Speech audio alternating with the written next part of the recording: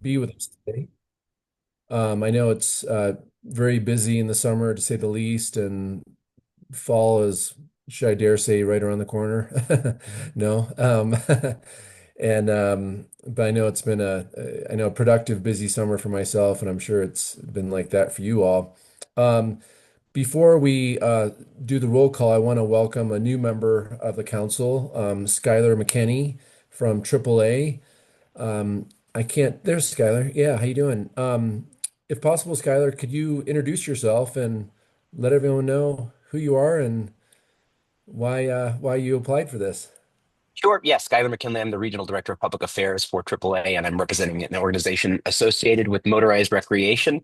I've been at AAA for about 8 years. Prior to that, I was in the cabinet and senior staff of Governor Hickenlooper. My mom was in the U.S. Forest Service. She was one of the first female smoke jumpers. We have a long history sort of in Colorado outdoor rec and certainly forest health. I'd also add that I own and operate a small business in South Routt County, Colorado, and I'm the vice president of the Oak Creek Fire Protection District. We are dealing right now with the Crowshoe Fire, and responsible forest use and forest management are top of mind, certainly for my communities right now. So I'm really grateful to be here. This is a great bunch of folks, and I look forward to listening and learning more. Great. Well, Skylar, welcome, and we're so glad that you applied, and we look forward to working with you in this role. So let's do a roll call, see who's here. Do we have Director Matt McCombs? Present. Okay, and I see your deputy Christina's here too, and James is here. Good to see you all. Director Mike Morgan, or possibly Vaughn, or anyone from DFPC. Okay, we'll skip over them. Do we have Troy Hythactor or the U.S. Forest Service? Okay, we'll come back to then. John Ring. Okay, Frank Falzone. Present. There's Frank. Samantha Albert. Present. There's Samantha. Commissioner Abe Layden. Good morning. Good morning. Commissioner Jody Shack McNally. Is Jody here? I think she'll join a little later, probably. Um, Commissioner Clyde Church is he no longer a commissioner or he retired?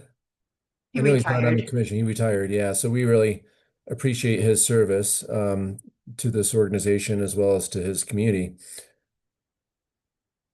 Commissioner Medina, good to see you. Good morning. Thank you.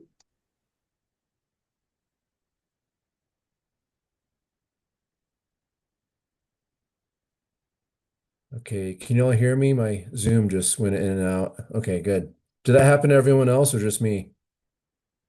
No? Okay. Um, do we have Esther Duke filling in for Katie?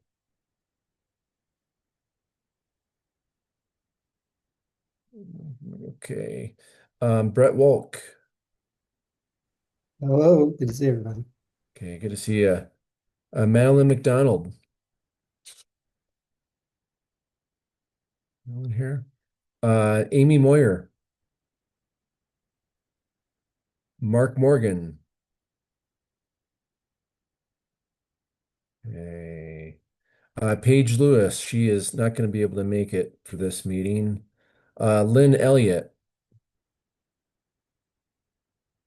Okay. Julie Sensel. Good morning. Hey, Julie. Pat Dorsey. Okay. Eric Toman. Good morning. Good morning, Eric. How you doing? Good. And we have Skylar here. And then And Senator Lisa Cutter and Representative Larry Don Suckla. Okay. Mr. Chair, I just wanted to let you know there's a handful of people over in the Google Meets, including Senator Hickenlooper's office. And it took me about 4 times to get into the Zoom. So I just wanted to share there's a little difficulty with those folks. So Mr. Morgan, Senator Hickenlooper's office, and a phone number I don't identify. So thank you. Okay. Yeah, thanks a lot. I wonder if we should send a quick email to everyone making sure Dan, Dan, I collect. think Courtney's on it, so Okay. she'll send. She just hopped off for a second. Okay, great.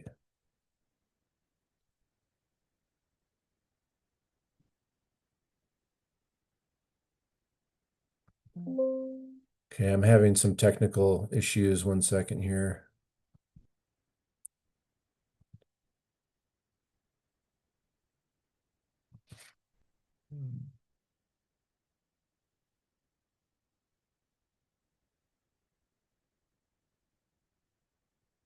Okay, can you all hear me still? Okay, great. Okay, so I know more people will be gathering. They'll be trickling in as we can get them in. Next for the agenda is the approval of the April 30th meeting summary that was sent out. Does that look okay to everyone? And if so, do we have a motion to support that? I'll make that motion to support the minutes as presented, Mr. Chair. Okay, great. The motion's been made to support the minutes. Do we have a second? Lisa Stunsel, I would second that motion. Okay, we have a second. All those in favor say aye. Aye. Aye. Aye. Any opposed say no or nay. Ayes carry. Were we able to get Sally in from Senator Hickenlooper's office yet? Yes, promoting to panelists now. Okay, great.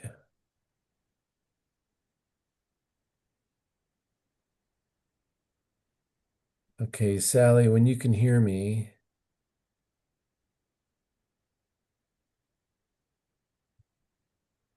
Let's see here. Let me know when Sally's on. I don't see her yet.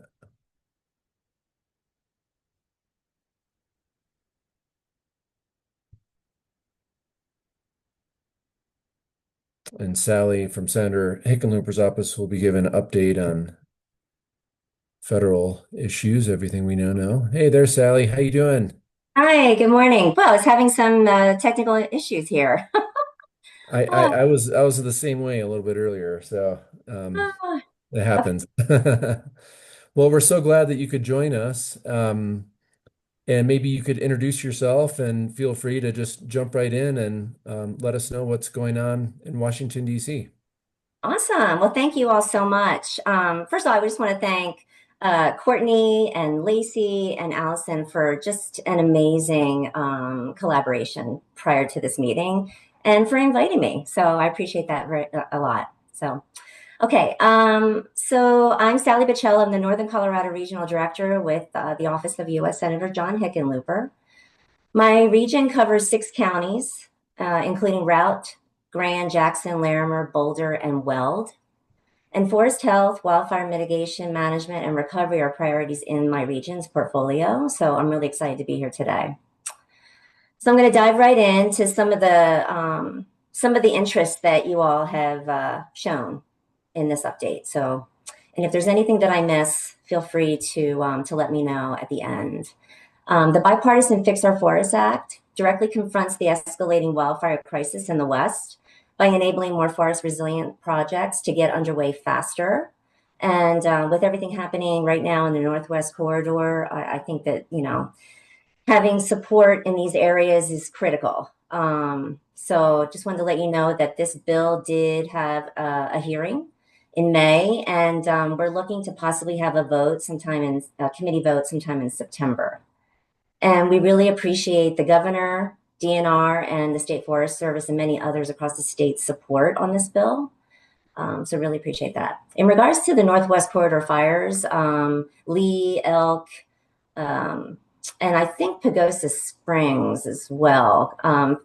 FEMA approved federal fire management assistant grants.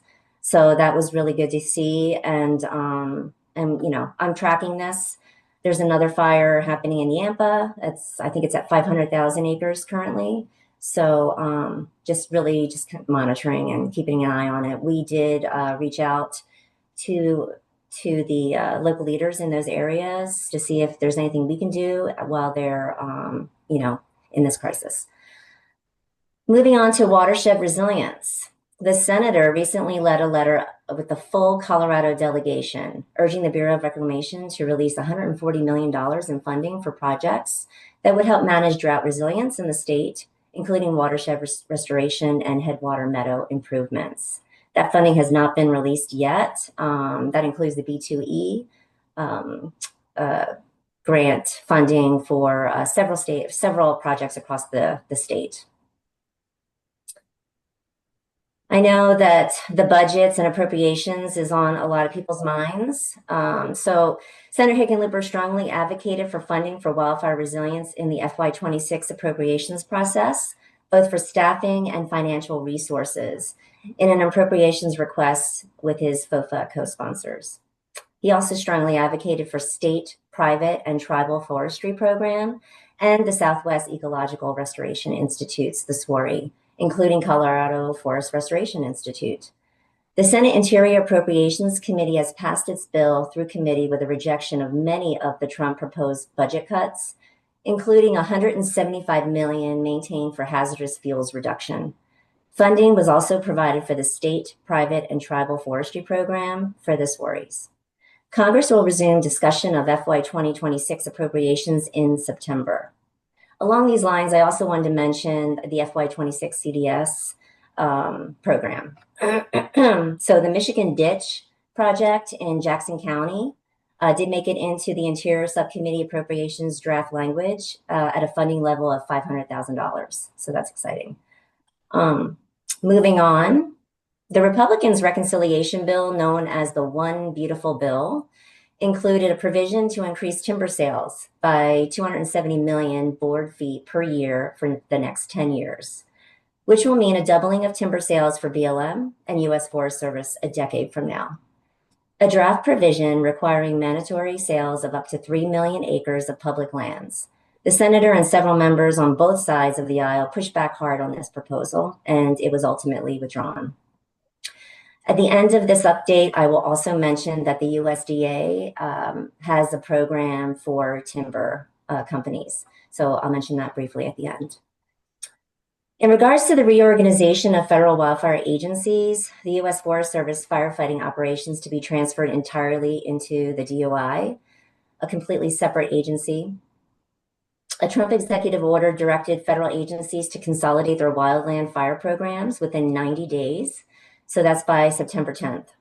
Similarly, the Trump administration's budget proposed to transfer U.S. Forest Service wildland firefighting activities to a proposed U.S. Wildland Fire Service at DOI. The administration has not provided details on how this consolidation would function in practice. The senator and others have questioned the consolidation of fire activities in the midst of wildfire season. The Senate Interior Appropriations Bill did not include provisions to conduct the consolidation, but instead asked for administration to provide a report on current capacity and needs for wildland fire staffing and assets.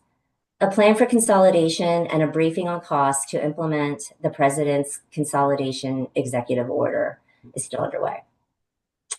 Our office and the senator are reviewing several bills right now, including the Wildfire Emergency Act. This provides the U.S. Forest Service with a pilot authority to leverage private financing for forest restoration projects. It establishes an energy resilience program at DOE to ensure that critical facilities remain active during wildfire disruptions. It authorizes funding for programs to expand the forest conservation and wildland firefighting workforce. Another bill that we're looking at is the Wildfire Resilience Through Grazing Research Act. It supports research on grazing for wildfire mitigation. And we also ask that if you have any input on either one of those bills, please feel free to reach out to me. We'd love to hear your thoughts on that as we're weighing co-sponsorship or not. Definitely the senator cares about unintended consequences before he signs on to a bill. So with your expertise, we really lean on you on that. So let me know.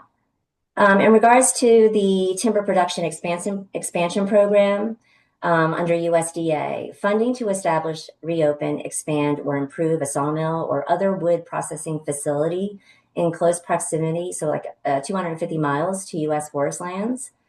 This is administered under the USDA's Guaranteed Loan Program. And if anyone would like to know more information about this, please reach out to me, and I'll put my contact information in the email, but I believe it's in the calendar invite as well.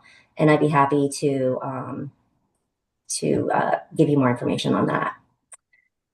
The senator looks forward to meeting with stakeholders on the Western Slope during his August recess. And so that's it. So happy to answer any questions. Great. Thank you, Sally, so much for these updates. Any questions for Sally? Yeah, Christina. Thank you. Thanks, Sally, for the updates. And I just want to say that DNR and State Forest Service and CPW and City of Fort Collins went out to tour the Michigan Ditch yesterday. It was a really great project. We really appreciate the CDS funds that went towards that.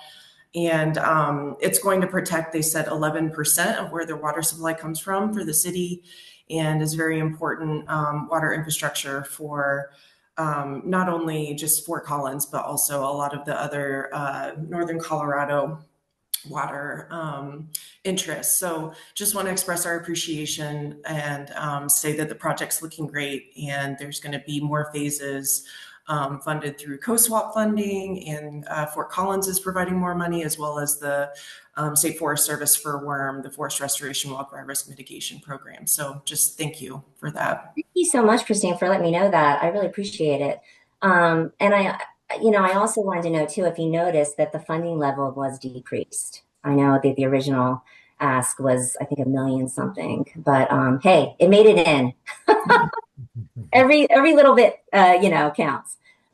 So yeah, I look forward to, actually, I think I'm going to be going to Jackson County on the 21st after my visit to Steamboat next week. And so I think I'm going to see if maybe I can tour it. So that'd be lovely. Okay, great. Thank you so much. Great. Next up, Jody has a question. Thank you, Mr. Chair. Thank you, Sally. Appreciate the updates. And yeah, I'm very jealous, Christina. I was hoping to join you all yesterday for the tour, but I had to be in a commissioner meeting and take a vote on a important ballot initiative. So, but I would love to, if there's an opportunity to try to check that out. I'm glad to hear that it's, I know how important it is for Collins, so I'm anxious to see. And I don't know if Senator Sally and also Christina, whoever, we're going to do a cold fire tour here coming up soon in Larimer County, which is mushrooms to do decompose woody biomass. And so it's seating's limited, but it's something similar. So I just wanted to invite, if anyone's interested, to contact me. And then I am interested in what you offered, Sally, about the sawmill and some other updates. And I just wanted to see if we will be bringing some of that to our scheduled meeting tomorrow at 10. So I just wanted to share and maybe connect with you about that tomorrow. Thank you. Oh, and I wanted to share with everybody, yesterday on Sunday, coming back from UVA and visiting my daughter, we got diverted to Montrose because of the DIA shutting down with all the storms. And we, unfortunately, I got a bird's eye view of most of those fires going over them as we land from Montrose coming in from Wyoming. And it was heartbreaking to just see on the horizon and just fly over them. And it was very stunning to see all the smoke in the air. So just wanted to share that. Thanks. Yeah, thank you for those comments and questions. Any other questions for Sally? Sally, you mentioned the consolidation of fire service. That's a huge deal, of course. And any future updates, if you hear more information, please let us know.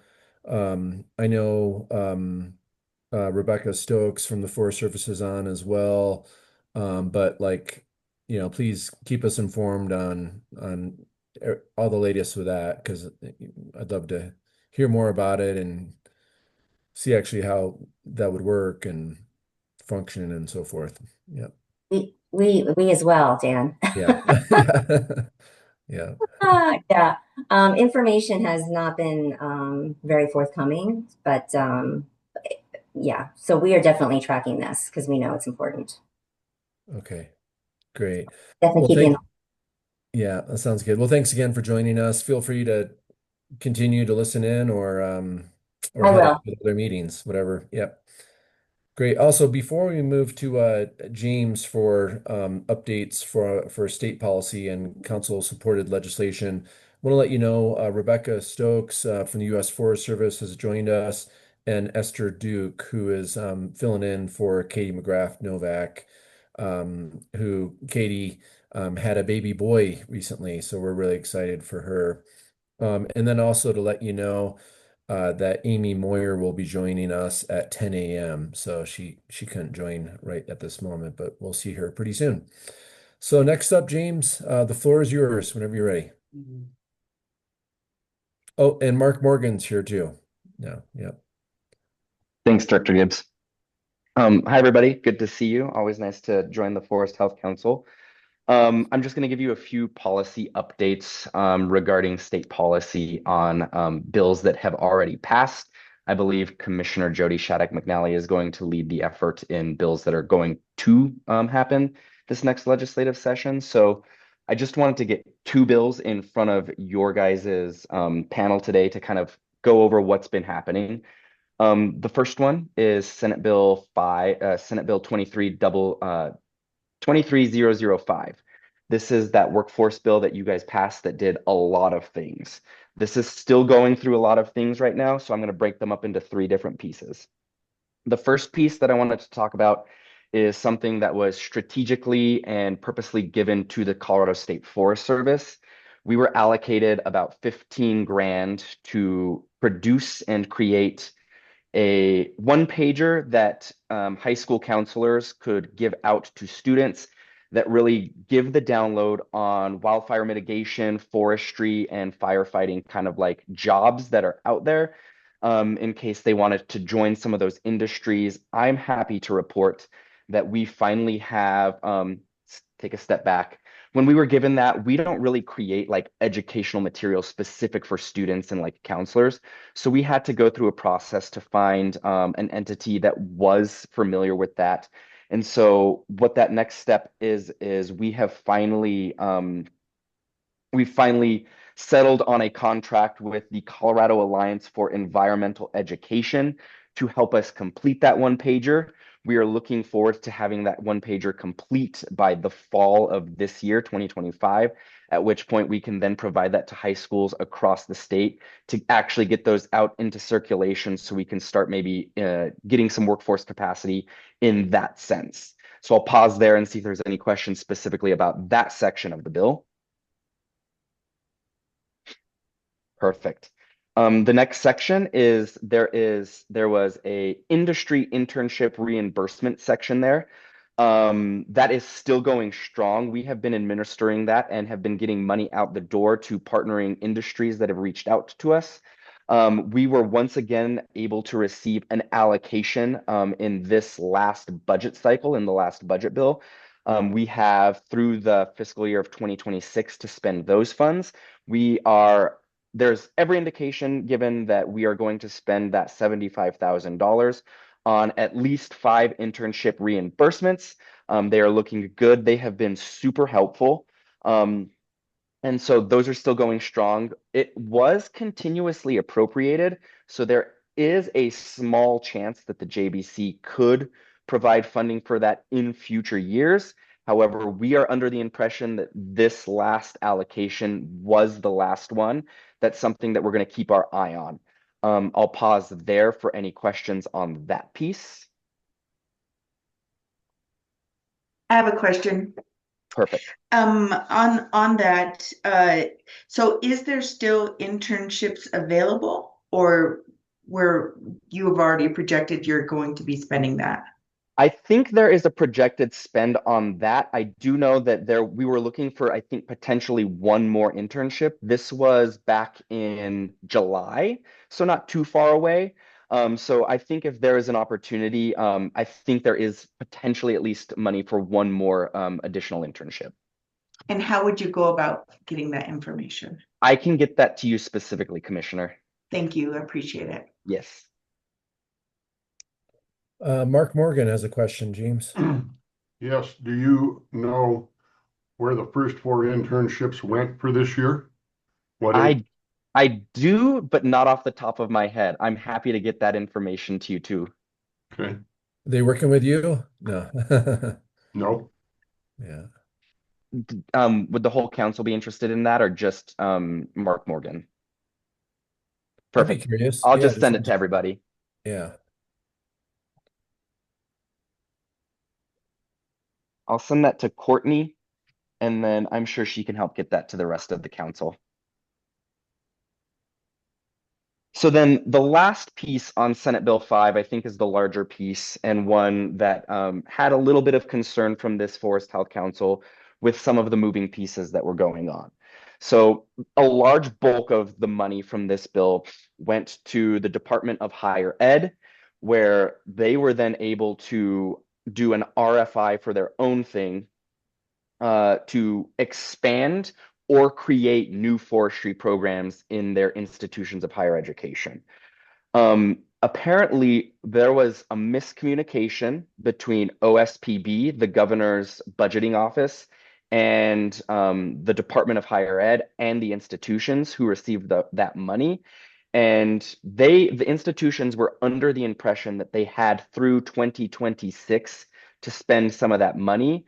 It turns out that it was actually only through fiscal year 2025. So through now.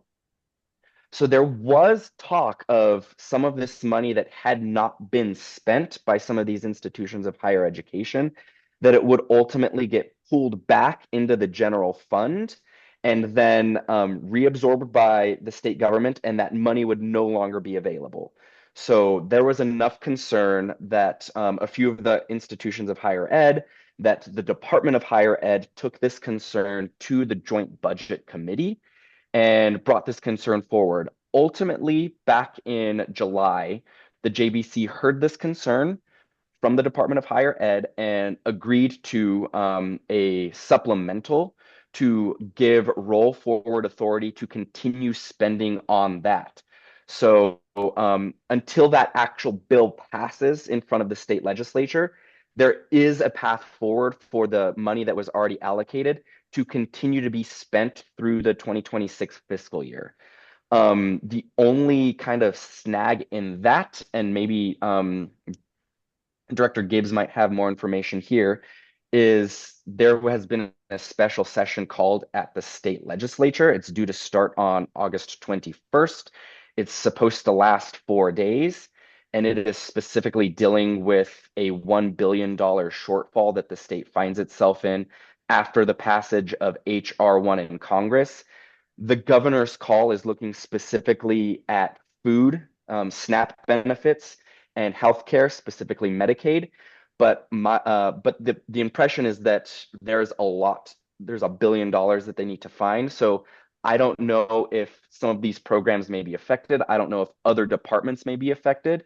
But there is a possibility that in that $1 billion shortfall, some things might change. But as of now, Senate Bill 5 has a roll forward to get those funds through 2026 for these institutions of higher education. Any questions on that piece? Few questions. I don't know if Mark's hand was raised from before, or Mark, do you have a question? Okay, it's down now. Samantha? Yeah, thanks, James. Appreciate those updates. Can you remind us what that total amount is up for consideration? For the supplemental? Yes, for what might go back. So over $1 million is actually looking at that, because it's 7 different schools that got money from that. And that's just the money that hasn't been spent. This was a larger amount, but we're looking at specifically about 1.3 million. Thank you. Perfect. So the only other bill that I'm going to touch base on right now was one that this council, agreed to support. It wasn't initiated by this council, but we agreed to support it in the 2024 legislative session. It was House Bill 24-1006. It was the Rural Grant Navigators Grant Program bill.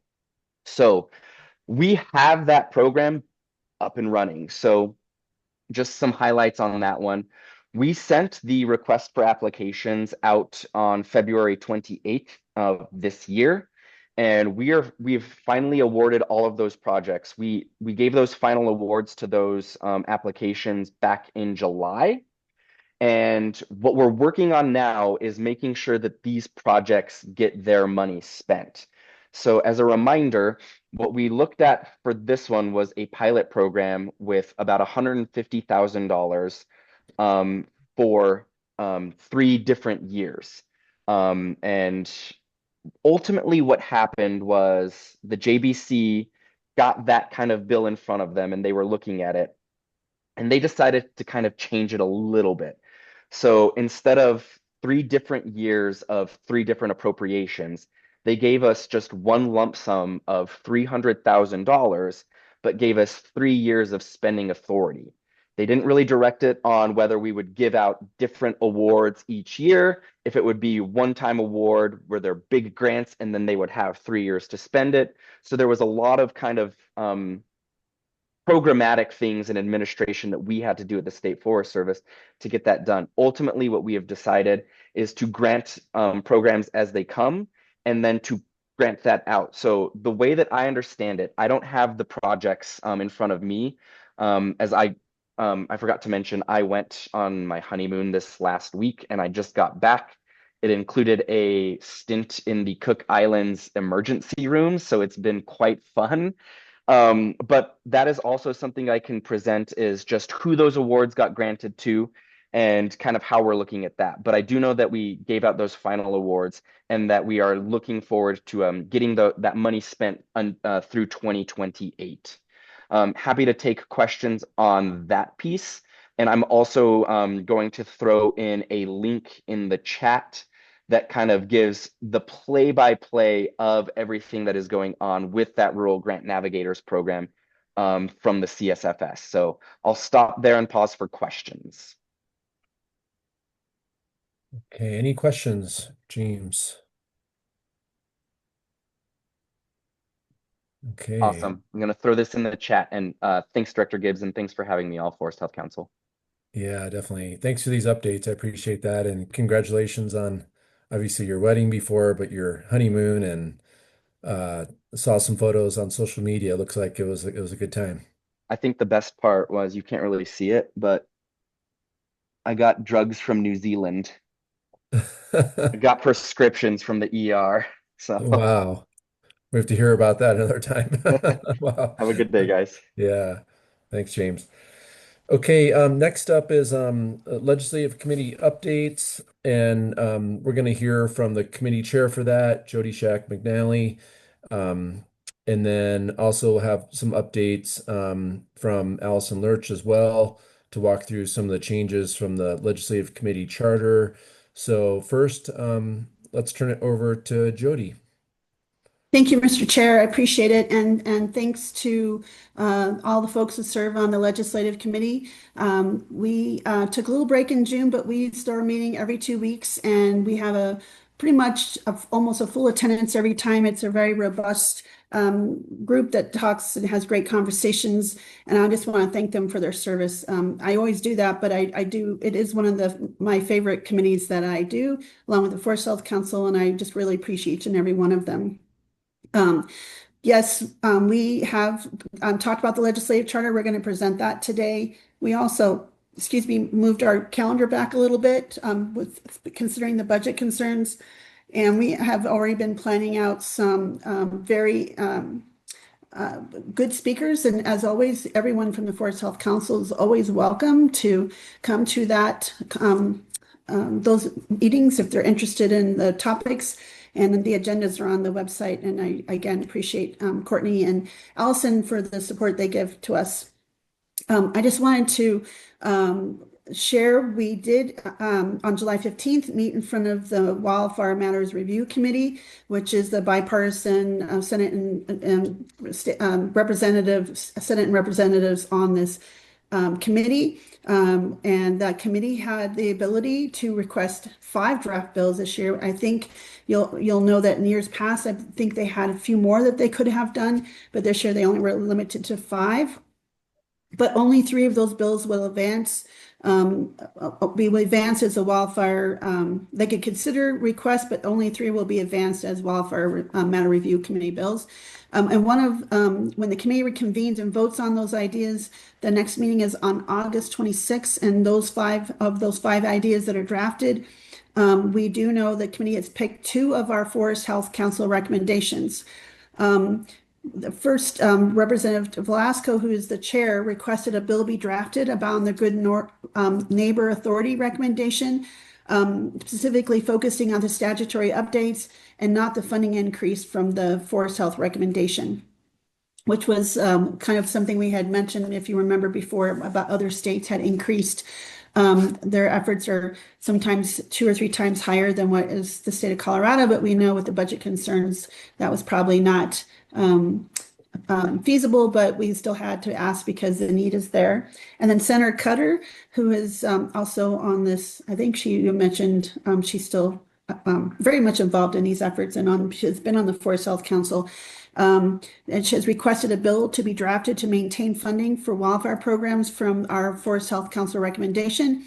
However, the committee discussed that such an effort would likely not require legislation, and Senator Marchman instead recommended that DNR request is to be a budget footnote on this issue.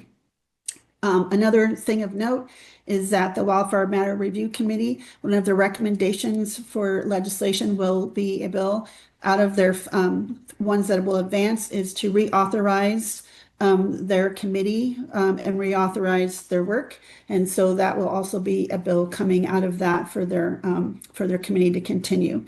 And so that is all I have to share. We did have a very robust conversation. I appreciate Courtney and Allison being there. I think they were phenomenal. We got some tough questions from some of the folks about science and data, and it was we spoke at length to them about some of these recommendations, and I just want to thank both Allison and Courtney for being there and helping support and providing some great testimony. I think we, as a team, represented very well the Forest Health Council, and I think we made some really important points about the need and the urgency, especially as we see what's going on in the northwest corner of our state. So with that, that's all I have to share right now. We're having, again, like I said, some great speakers coming up, and we'll already be working on 2025 or 2027 recommendations that we'll bring to the full Forest Health Council at the next quarter, our next meeting. So, Mr. Chair, thanks for the opportunity to present on this. Really appreciate being on the Forest Health Council and the work that we do. I think it's really important for a lot of reasons, and I'm open for any questions. Great. And thanks for your leadership serving as chair too, of course, of this important committee. But what looks like we do have a few questions or comments. First, James, and then Courtney. Thank you, Director. Thank you, Commissioner. I hope you don't mind me adding, I think one of the important things that happened in Wildfire Committee 2 that this council would probably be interested in is last year, House Bill 1078, the CSU extension and firefighter bill that this committee proposed, unfortunately did not pass. But during those same discussions, Representative Velasco did say on mic that there were internal conversations. It won't be a wildfire committee bill this year, but they are looking at bringing some version of that workforce development for forestry and firefighters back to the legislature this legislative session. Yeah, thank you, James. I thought about that last night, but this morning as I'm juggling a lot of dumpster fires, but you're right, she did say that. That was one of our recommendations from the Forest Health Council. So she did say that on mic, and I think it was related to a firefighter training as well. So certainly I would hope the Forest Health Council, if we see it's very similar or has some benefit, I'm hoping that we might consider supporting that, whatever that comes out. I don't think that will be part of their Wildfire Matter Review Committee recommendations, but that's something she's doing separately. So just kind of put a little thing in there in your thoughts that as we go forward, it might be very similar to what we had been advocating for since almost day one. The Legislative Committee has really been pushing on workforce and the need for more of that funding or support for that. So, Mr. Chair, I see Courtney's hand is up. All right, Courtney. Morning, and thank you for the update, Commissioner. I also wanted to comment on a legislative task that I've been keeping track of, which is the legislative educational breakfast that we're hoping to have in January at the Capitol. Reservations for that open in September, I believe, the ability to make those reservations. And so we're working on the logistics in terms of renting the space, securing food, and working through the idea of sponsors for that event. So we'll have more information in October. The space should be rented by then and the date confirmed. Thank you, Courtney, for that reminder. We haven't spoke about that as length, and I also we have possibly some sponsors that have already come forward, kind of looking to maybe help buy the bagels or the burritos. And then Christina Brewer and I noticed through Courtney that we had met and talked about topics and storyboards, and we have something that we're pulling together through Christina's work, and so that step is moving forward, and certainly we'll run this by the committees and let you all see the materials, and we hope that once we get a date, you'll all put it on a calendar and maybe come in person down to the Capitol. Thank you. Thanks for reminding that, Courtney. That's something we probably should put on our next agenda too, an update. So thank you. Okay, awesome. Commissioner Layden. Thank you, Mr. Chair. Appreciate that. And tremendous gratitude and thanks to Commissioner Shattuck McNally and the leadership of that entire legislative committee. I think it's really critically important work. I step back on a macro level and think about what's possible and what can be achieved through this legislature with the budget shortfalls.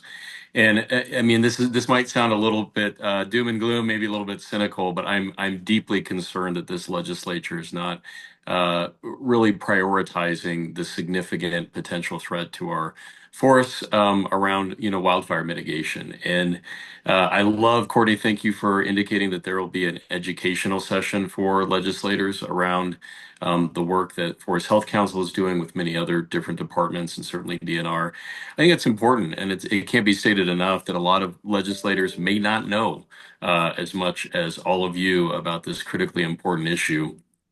I did want to share that at least in Douglas County, we did just do a groundbreaking for the state's first, actually the nation's first county-owned biochar facility to process woody biomass. And it's something that, obviously from a county standpoint, it's great, but the state really needs to be focusing on how we first get people to mitigate that woody biomass off their densely wooded areas, and then take it to a facility that can convert it to healthy carbon products. So I would love to see more conversation around biochar at the legislature, and then maybe some education around that. And again, this is a drum that I've been beating for a long time, but can't have forest health if they're all burnt up. And I think we're looking at a range of, mountain range right now that we can't see because it's just covered in ash, and the air quality is really bad right now. We actually put out a massive, almost catastrophic fire in the Veers because we have the state's only dedicated helitack team, the only county that has a helicopter. So I think once again, having a conversation with the state around how we can support municipalities and have more statewide helicopter support is significant. For this group, I think it's important to be aware that during that nearly catastrophic fire, the Firehawk was in mechanical failure. So, the state's Firehawk that was supposed to be available was not. And it's, I applaud the efforts of the state to attempt to address a lot of these issues, but always want to raise that level of exigency that this is the number one potential threat to our entire state and our communities is forest health and the threat of wildfire. So again, tremendous thanks, Jody, and anything we can do to really kind of steer that compass towards the crisis, I think is pretty important. Thank you, Chair. Great, thanks so much. Thanks, And Commissioner. If I may address that, Mr. Chair? Sure, yeah. Yeah, I just want to thank you for your comments. They're very kind. I also want to make note that this weekend, Larimer County is commemorating the 5-year anniversary of the Cameron Peak wildfire, which was is still, until as of now, I don't know what the Lee Fire will be doing, the largest wildfire in history. And something that is very something we're watching very closely. We actually had a little fire near my house on top of a mountain, and they got it out very quickly because staff, we have a lot of readiness, trying to be ready. But I do want to mention about the education piece. It's something the legislative committee had presented to the Forest Health Council to get permission to go ahead and go forward, because we did feel the need to educate a lot of the legislators that there's a cost of doing nothing. And so we're trying to find that wording, and then also to share some of the successes, to just kind of remind all of you, we want to put some storyboards just to share, hey, you authorized this funding for this program and it funded this project, like the one in Breckenridge, I believe it was Summit County, where it had been mitigated, and then there was a fire and it saved the whole housing division.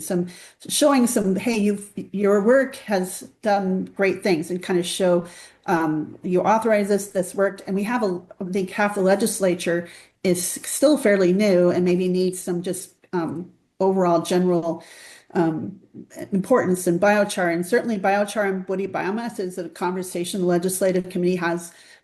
We talk about funding woody biomass, biochar, workforce. I mean, those are the same things we wrestle with all the time in watersheds. So I want to thank you for your comments, but I just wanted to reassure you, we're meeting every 2 weeks, and we have this conversation, and I think we all get it. And I'm hoping that this education and being in person will help us partner with them and kind of put that in front of them before the session. And I hope that you'll be there, Commissioner, and appreciate the work and that you're doing your county with biochar. We have one that's on the edge of my county, and it's been there for a while, and they're right on the edge. Everyone thinks it's in Lerma, but it's right over the edge into Weld. But thank you, Mr. Chair, for that opportunity to respond. Great, thank you. And next, question or comment from Mark Morgan? Yes, that was great comments. I think one thing, though, that the gap in education is quite a bit larger even than the gap in equipment. It's education from the matter of training people, and it's a matter of education of our legislators, because I don't think most of them get it. They want to do the right thing. They're good people, but their concept of what needs to happen needs a lot of work. So I think anything that we could do, the gap there is quite a bit larger, I think, than even the gap for equipment and what can be physically done on the ground. So I think you're on the right track. Thanks, Mark. And Abe, I'd love to maybe we could set up a time, a little field trip or something for some of the council members to go visit the facility that you have. I'd personally love to visit it. Yeah, we would love to host you all, the whole Forest Health Council, anybody that's interested. It's certainly a really exciting bipartisan statewide focus that I think would have a lot of, I mean, just candidly, we're already getting so much interest from a number of stakeholders, state, federal, local, private sector. With the carbon products, I mean, we had a demonstration out at a golf course called Ravenna in my county, where they did a one-time application of the biochar, again, just one time, and it results in a 37 to 50% reduction in overall water use. I mean, when we talk about water conservation and some of these critical natural resources priorities, biochar can really, I think, play a significant role. It also removes PFAS from the water. So it really, it's exciting. And we did visit the facility that is privately owned up near where Jody was mentioning. Having a county-owned facility means that we can really partner with our citizens, provide a lot of those carbon products for agriculture, fertilization, again, for the large water users to reduce the water use. So we're super excited about it, but we'd be really enthusiastic about hosting you all and really getting your input. Our Wildfire Action Collaborative in Douglas County is state, federal, local partners with some really deep expertise. But I know we'd really love to get more input from you all and any more involvement that you'd be interested in. The other key point too that I'd be remiss if I didn't share is the insurance question. So for a lot of our businesses, right, businesses and residences, they can't get insurance because of the wildfire risk. when we have these really critically important measures in place, like a helicopter in the county, like biochar in the county, businesses can come here and get better opportunities to get insurance.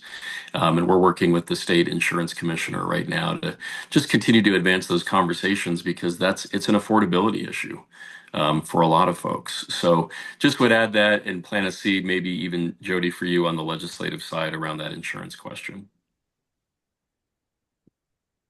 Great. And as far as the tour goes, we'll have Courtney and Roberta maybe be the lead folks to work with you or your team if there's anyone that they can work with to look at some Yes. possible dates. Yeah. Holly Carroll at our office is phenomenal and facilitates our Wildfire Action Collaborative. She's very responsive. She'll get back to you the moment you reach out. Okay, that sounds great. Next up, a question or comment from Allison, but I know Allison, you're gonna give some updates too on the proposed changes for legislative charter. Yeah, thanks, Dan. That's why I put my hand up, and this will be Okay. very brief. The DNR team is working with the Attorney General's office on the charter right now and the language. And so we actually do not have an update to share with you right now, or at least an updated, like drafted charter. And we plan to be able to share that at our October meeting. Okay, that's great. Awesome, thank you. Okay, we're gonna move the order around a little bit. Since Amy Moyer is gonna join us around 10, we are gonna move to the next agenda item and hear from Becca Smolsky on the 30-year vision. We really appreciate Becca's great work. She's of course with Fire Adapted Colorado, and we just really appreciate your help and facilitation and helping to get us to this point, Becca. So turn it over to you. Thank you, Director Gibbs. Thank you all for having me here today. Let me get my screen pulled up. I'm going to just step through a little bit of where we've been, and I'm excited to be here in what should be the home stretch towards having our initial Forest Health Council vision and strategy living document, shooting for the next meeting being able to adopt that. So there's a long ways to go still between now and then, and I'm going to share that with you.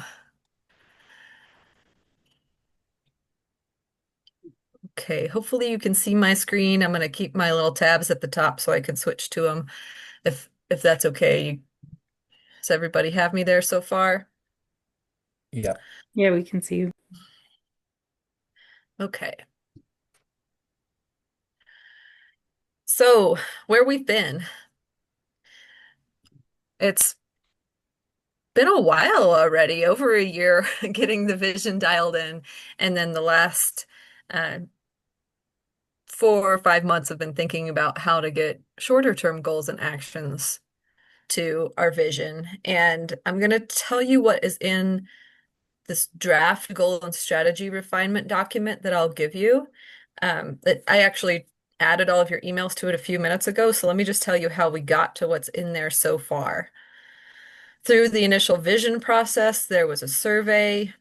We had meetings together and a workshop. Director Gibbs, you gave me direct input. And we had a public feedback, or at least stakeholder, fairly open public feedback process to that vision. And within that, there was some input that was better suited as shorter term goals or more strategic actions towards achieving that vision that got pulled out from that initial vision work. So you'll see that reflected in the strategy refinement document. Other strategic planning documents that guide work within the state, where they have been called out and identified by many of you, or have sought some of those that we recognize a really close fit with, or have talked with other subject matter experts to find some of those, trying to align those. I think there's still room to go, but there may be some aspects in here, there should be in the document that you're going to see that will reflect other guiding documents.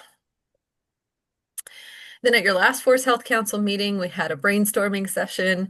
It was really fast and furious, and we were able to get some ideas down on paper, but we really needed to have some follow-up meetings as well on each of the themes of the vision to keep dialing it in, go a little bit more in depth in small groups to get some goals and actions strategized that we think will get us well on the way towards that collective vision.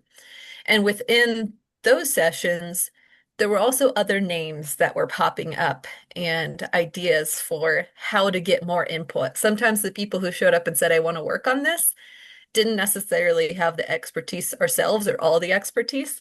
And so we were pointing to others through that process. One of those was to the Forest Collaboratives Network's branching out group, to the Forest Collaboratives group in one of their branching out sessions that Courtney went and presented to specifically gather input on the cross-boundary collaboration section. And then we also, I had quite a few meetings with specific subject matter experts where their names had popped up through that process. It's really helpful visiting with the science and data team from the State Forest Service. I think there's going to be ongoing work there to figure out really what the baseline metrics are, the best ways to measure progress in the near and the far term towards that vision. In addition to the great input from Mr. Morgan, I also visited with Megan Maxwell to get additional input from the Timber Industry Association. And the funding and markets theme also had a couple of carbon items. There were some carbon questions that came up both in that section and in the ecosystem services section. So I visited with Ashley Prentice, who does the carbon research and alignment projects for the State Forest Service. And then a couple social science research groups as well to get input on mindset and culture shift and what do we know already. In addition to Eric Toman's input, which was really helpful. I think there's a lot more background research there that we can draw on to set a good baseline and come back and measure people's progress in the future. So that's some of what is in here. I also had a recent conversation with Julie Shapiro with the Keystone Policy Center, who's working on some alignment for wildfire and watershed investments, and some of that will be incorporated into the sustainable funding section. So where we're going from here, what I'm introducing to you all today is the goal and action refinement document, and that will be open through August 25th for your direct suggestions before we turn that into something that more stakeholders can get into. There's still a lot of space for refinement, I feel like, and just I think we can make it quite a bit stronger before it goes out, but that's going to take more input from you all or subject matter experts that you might identify. And I'll show you the process for that in just a minute. And then I will work with Courtney and Ellie to incorporate you all's feedback back into an input form to send out for stakeholder input at the end of the month. That will turn around for you guys to get another quick peek at that form and to see one another's input and how that was put into a draft that we feel comfortable sharing with a broader group of stakeholders. And I'm going to take that input just via email to keep it simple and have follow-up calls if there's something really elaborate that we need to discuss. But I'm hoping that we can I can incorporate you all's feedback in a pretty slick fashion into that form by September 5th. And then there will be a just over 3-week opportunity to get this out to a broader stakeholder group. I call it stakeholder and public. I don't think that will close the form to anybody, but I envision this being a very similar process to how we shared the vision, where you all went and shared it with your networks. I shared it with my network. We kind of leveraged our networks to get more stakeholder input than trying to put it out there on 9 News or something. So that form will be open for feedback for 3 weeks in September. And then I will incorporate that feedback into a vision and strategy document. So we'll keep the vision and I'll start making it pretty and incorporating everything that we've gotten up to that point into something that's starting to look like a final usable living document for you all. And we'll work with Courtney and Allie to incorporate anything to iron out anything that's unclear from the comments that are coming back. And then we will send you all a preview of that document again for your feedback. Hey, how did this get in there? Maybe there's something that came up from the stakeholder process that we incorporated that you're like, that doesn't make sense at all. And so that'll be another really important stage for you guys. The green on this is all of kind of the important timelines for the Forest Health Council for you all to provide your input. So there will be another week in October that will be important for that. And then I'll take your input back and incorporate your final input to give to you all a few days before the October 29th next Forest Health Council meeting. So that's the plan. It's a tight timeline. I wanted to show you all this so you could see that there's a lot to do and a lot of back and forth and not really much leeway for getting off of this schedule if we're going to get to a final plan by the end of October. But while I'm saying that, you can also see 4 different places in here where you get a chance to give input, really 3 main opportunities to give input, getting more and more refined as we go, hopefully less and less input as we go. But just kind of note these time frames and try to carve yourself off a little bit of time, an hour or something to review the parts that matter to you within at least these first couple of windows. I think you're going to want to look at it throughout, but that's the timeline. And then this is the process that I'm hoping we'll undertake for you all's input with what I'm going to give you today. You will be able to add your suggestions directly into the goal and strategy refinement document. It is a Google Doc, and all of the emails that were invited to this calendar invite, I invited to the Google Doc as commenters. I actually accidentally invited you all as editors and then tried to change it to commenters. So hopefully that worked because I would like to keep those track changes pretty clean in there. And I'll show you how that works in just a minute. I think that it is going to let us, when you make suggestions, it should track who's making the suggestion if you're logged in. And that's why I'm not trying to open it up as general access for everybody to edit. Because if there's a comment or a suggestion that I don't understand, will be really helpful for me to be able to know who wrote it so I can follow up with you.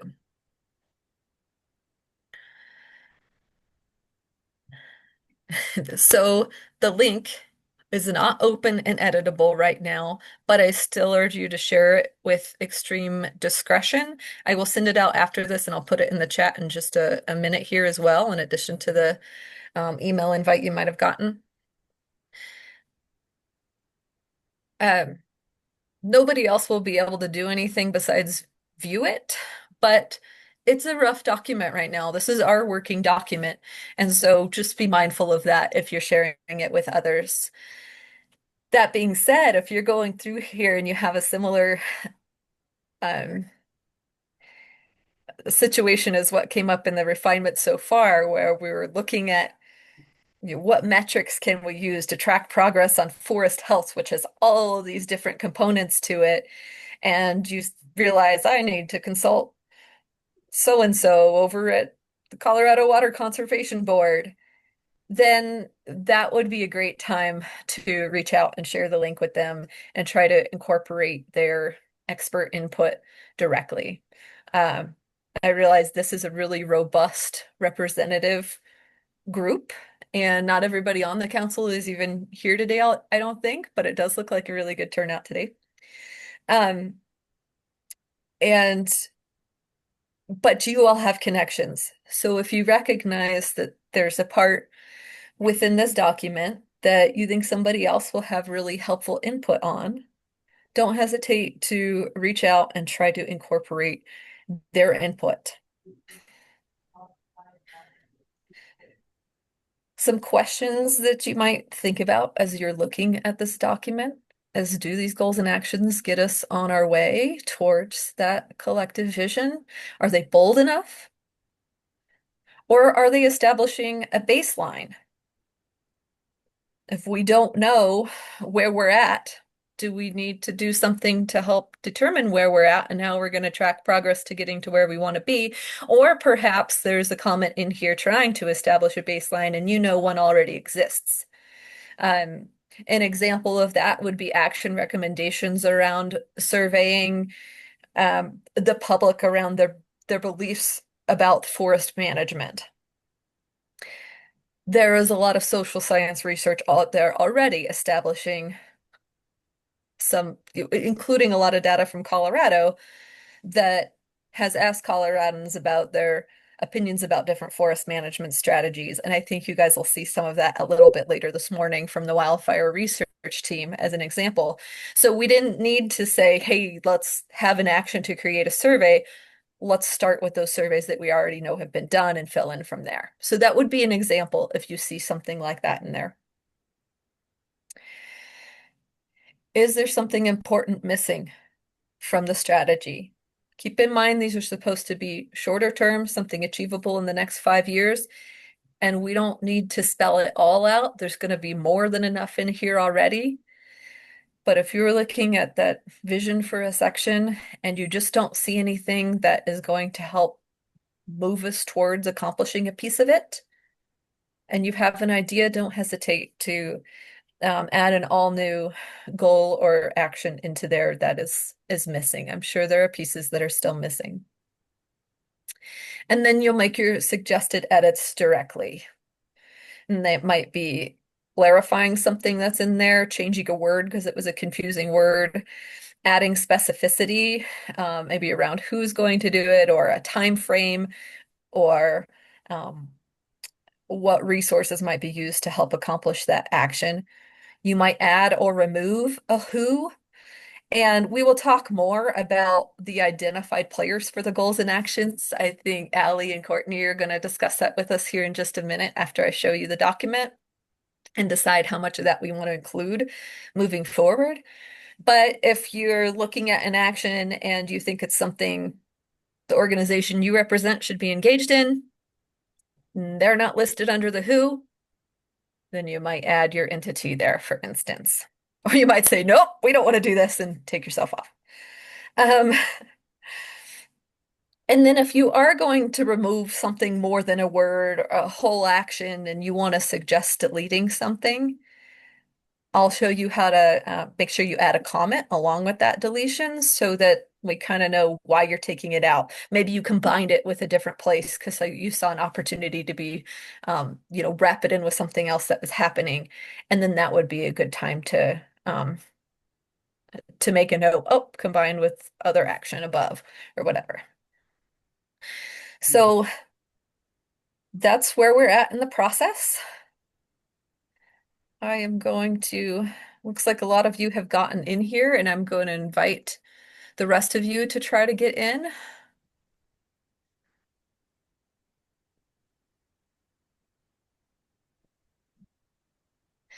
I just dropped that in the chat if you're not in there yet. And I want to take just a minute for everybody to try to get in and to see if we have any issues with folks getting in. If the email that you were invited to this meeting with is not the one that you would use for getting in and or use on a daily basis, feel free to drop a different email that you would like me to invite to this document into the chat, and I will get that copied over and get it shared with you.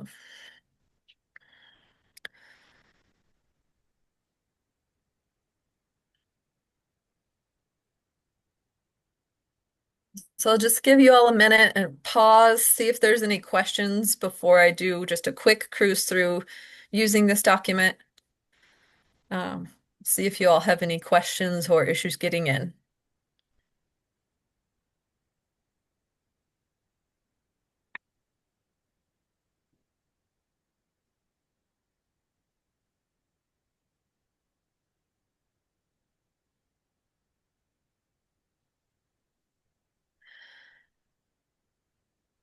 So Google in all its wisdom has added these document tabs and outlines to their documents. So if you're in and you're not seeing the same thing that you think you should be seeing, you might just need to open the outline here and use the tab. So I left this guidance page about what should be in goals and actions just as a background for you. The main space that I'm looking for input from you all on is this goals and actions section. And if you click the little bubble, it will actually give you more menu items to get into the specific pieces here. Maybe. It's thinking on my end.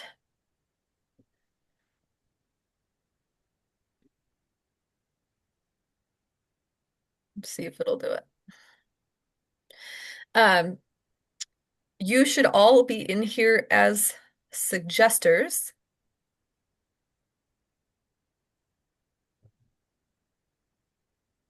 Mine is freezing up a little, so I'm going to close something. Let's see.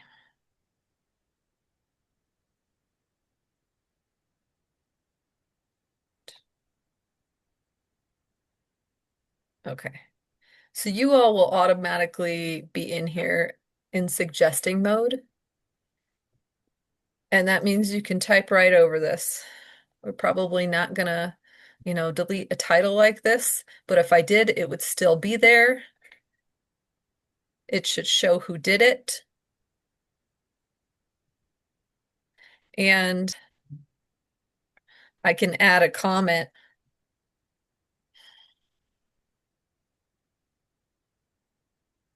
about why I did it. So it's going to track all the changes. You guys have, most of you have probably done this before. I just want to make sure it's very clear. And my preference is that you write right in the document instead of adding a bunch of comments. Comments are just leaving a lot more work for someone else later, and then we're trying to put words in your mouth. So if you can think about what it is you're trying to say, that will be better. I don't want to have that piece. So this is the main section where you will be working. And then there's a few just holdover additional resources in here. I have pulled out a set of the actions by players, and Allie and Courtney this might be useful for us to look at here in just a minute. This is very rough right now, but it does give an idea of who all of the players are that are currently referenced within it, and which actions are associated with each. And this will change and need to change as the goals and actions are updated. So don't worry about that piece. But if you want to see where you're named or whether or not your organization or the group you represent is included, this would be a good place to take a peek. Not even worried about that tab. This is just our background information about related plans. You don't need to do anything there. If you have a great piece of research or a great background information that really frames up why we should take a certain action or be working towards a certain goal, this is kind of the brain dump place for those kinds of things. So there's some social science lessons in here that will probably get incorporated into the final document. Pieces of them will. There's a lot of information about metrics here that I didn't want to lose that's going to get incorporated into some of the thinking about the functioning forest ecosystems and watershed piece. So if you have something like this, a link to a really good piece of research that is informative to this plan, just throw it into the supplemental resources folder. And then the timeline is here as a reminder. So we have through the 25th for this step. So any questions on that before I turn it back over to the team there to think about kind of the who and how we want to match people to these actions within the strategy? What questions do we have for Becca? And did you say like kind of what the deadline for tweaking some language we have is? Yeah, that one is did you say, I think the 20, I just had it. I have to pull it up again. It's not in my head yet. Yeah, 25th. 25th, that's right. 25th for this document. Okay. Jody. Thank you, Mr. Chair, and thanks for all your work on this, Becca. I know I'm scrolling through this document. There's just a lot of really great information here. I'm wondering, it mentions the Forest Health Council, and I see I think it's which tab is it? The activities by player tab that I'm on. And I'm just curious, and maybe this, and I'm just wondering, it says state and federal agencies. And I'm wondering also, since it is a requirement of State Forest Health Council to have some commissioners on it, should it mention local agency or governments in there, partnerships or agencies as well? I'm just curious if that needed to be called out or mentioned. And I'm not sure if I see it there I know we're represented on the Forest Health Council, but it also is kind of, just wanted to kind of highlight that local governance piece. I'm curious about that. Yeah, Thank you. thank you. That's a great question. And this part is not very refined at all. I honestly just did like a play with the pulling out from the goals and actions quick generation of which actions go to which players. And if we get it dialed in the goals and actions section, it will show up here. So if you want to identify those local players in a certain way, if you want to call it local agencies instead of counties or municipalities, for instance, which just happens to be what somebody threw in as a phrase here, if you think there's a better way, then we'll automatically update this actions by player section to reflect that as well. I would combine these together. I will say that I think the kind of state and federal, wherever that one was, the state and federal agencies, I wouldn't add local agencies in there because remember, these are tied to, related to specific actions, which won't necessarily, there might be some that are the same, but a lot of them might be very different between what those state and or federal agencies do compared to the local players. Great point. And I think that's a great point, but I think back, I hadn't reminded myself that other section. And I know you're calling out local sales tax initiatives. Some of us are working on that, but also there is a lot of collaboration with like our area working with watersheds and combining and going for grants together and working with cities and watersheds and counties working together. And some of us may not have a sales tax yet, but we have dedicated funding sources that we were partnering and leveraging resources to get like the wildfire defense grant and some of this other work. And I just didn't know if that should also be kind of, I can add that in there. I just wanted to kind of call that to, local efforts as well, because there's a lot of coordination happening in the northern part of Colorado. And I just wanted to make sure that's kind of, and I'll go in there and highlight that. I hadn't really thought about that before until I kind of was reading through that today. Thanks for that. Thanks, Mr. Chair. I think that's a great one. That's a great example. There's actually a couple of pieces from that conversation that I had at the end of last week with Julie Shapiro that isn't even integrated into that section yet, which is exactly what you're talking about. So one of us will beat the other to getting it in there. I think that's perfect. That's exactly the kind of missing stuff you should be looking for. Courtney, cool. You're helping them try to get in. I appreciate that. Anything else for me? Looks good, Becca. Thank you. Big thank you from all of us. Appreciate this. Yeah, thank you, Becca. Dan, Courtney and I were going to go into a brief discussion with the council right now about actions. And so, yeah, thank you so much, Becca, for your presentation and for all the work you have done in the last year. This is really coming together. And I also just want to thank all the council members and also exterior stakeholders that have been able to come in and help provide some information as well. One thing that Courtney and I wanted to discuss with you all is, as we're coming to this portion of our vision, goals, and strategy development, was that we really haven't discussed as a council whether or not we feel comfortable assigning tasks to a certain entity without their buy-in, maybe necessarily right at the beginning. Courtney and I were reflecting back on the 2023 administrative recommendations that were put into the Forest Health Council annual report. And we loved that we had those recommendations. And at the same time, I think we assigned them to the Colorado State Forest Service just right off the bat. And we all know that we want to make sure folks within this vision and document, strategy document, that everyone has the capacity to be able to work on these actions and goals before we just put someone's name down.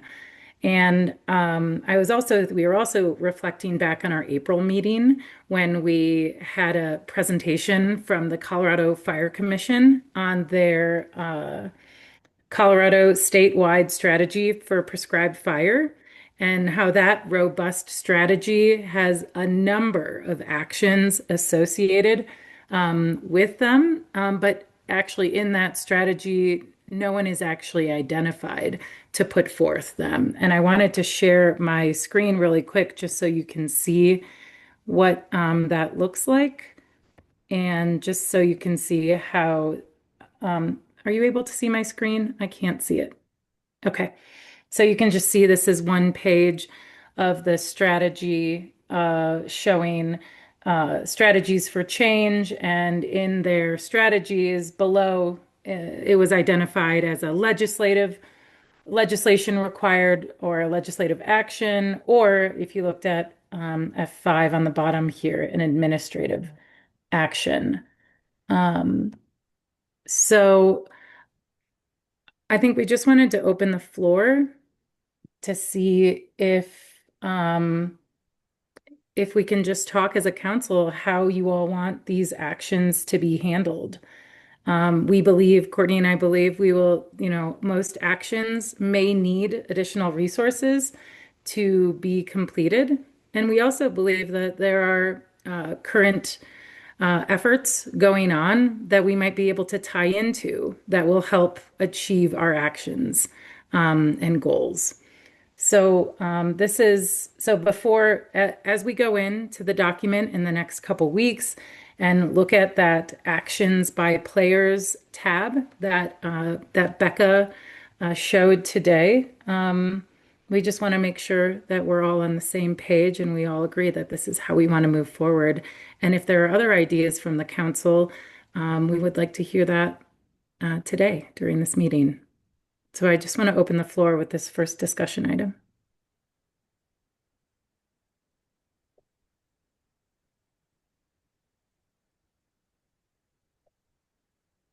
Christina. Yeah, thank you, Ellie. So I am assuming, I think I'm trying to recall that schedule, that yes, we're going to go in and comment. And like, I've already seen a few things in like the State Forest Services list where I'm like, for example, utility infrastructure hardening, maybe going in the forest tracker. So there's data sensitivities around that, may not be possible. But so I understand the ability to comment on the actions and goal strategies identified. But I just want to make sure that we have a chance as a council to come back and discuss, especially if we are talking about putting new responsibilities on not just the State Forest Service, but as part of this vision, that we are able to like actually discuss these things instead of just going in the document and commenting.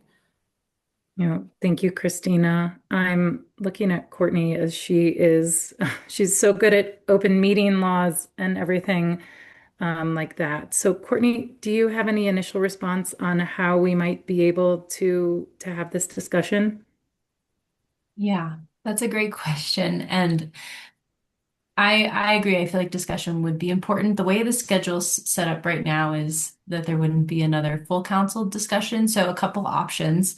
And maybe the option that makes sense is to schedule an additional shorter meeting. Like, I know our normal council meetings are 5 hours long, but we could have an hour and a half long meeting or something where the only agenda item is to work through the goals and actions. So I think that would if we wanted to still adopt this in October, that would likely be that would probably be the best pathway. But yeah, open to other ideas too in terms of the schedule. Okay, thanks, Courtney. And I totally understand if people don't want another meeting and want to do this, over the documents and comments. I just think that sometimes there's nuances, and I'm just a little concerned it does get complex and trying to account for, I think, some of the nuances with budget and capacity, and that's sometimes hard to do just in a comment in a document. Thanks. Yeah, Becca, you had your hand up, and I just want to say before I turn it over to you, I love the idea of an additional meeting. It could even just be an hour, and we have 3 months, in between now and then. So I think if everybody would like that, we could definitely achieve that. Go ahead, Becca.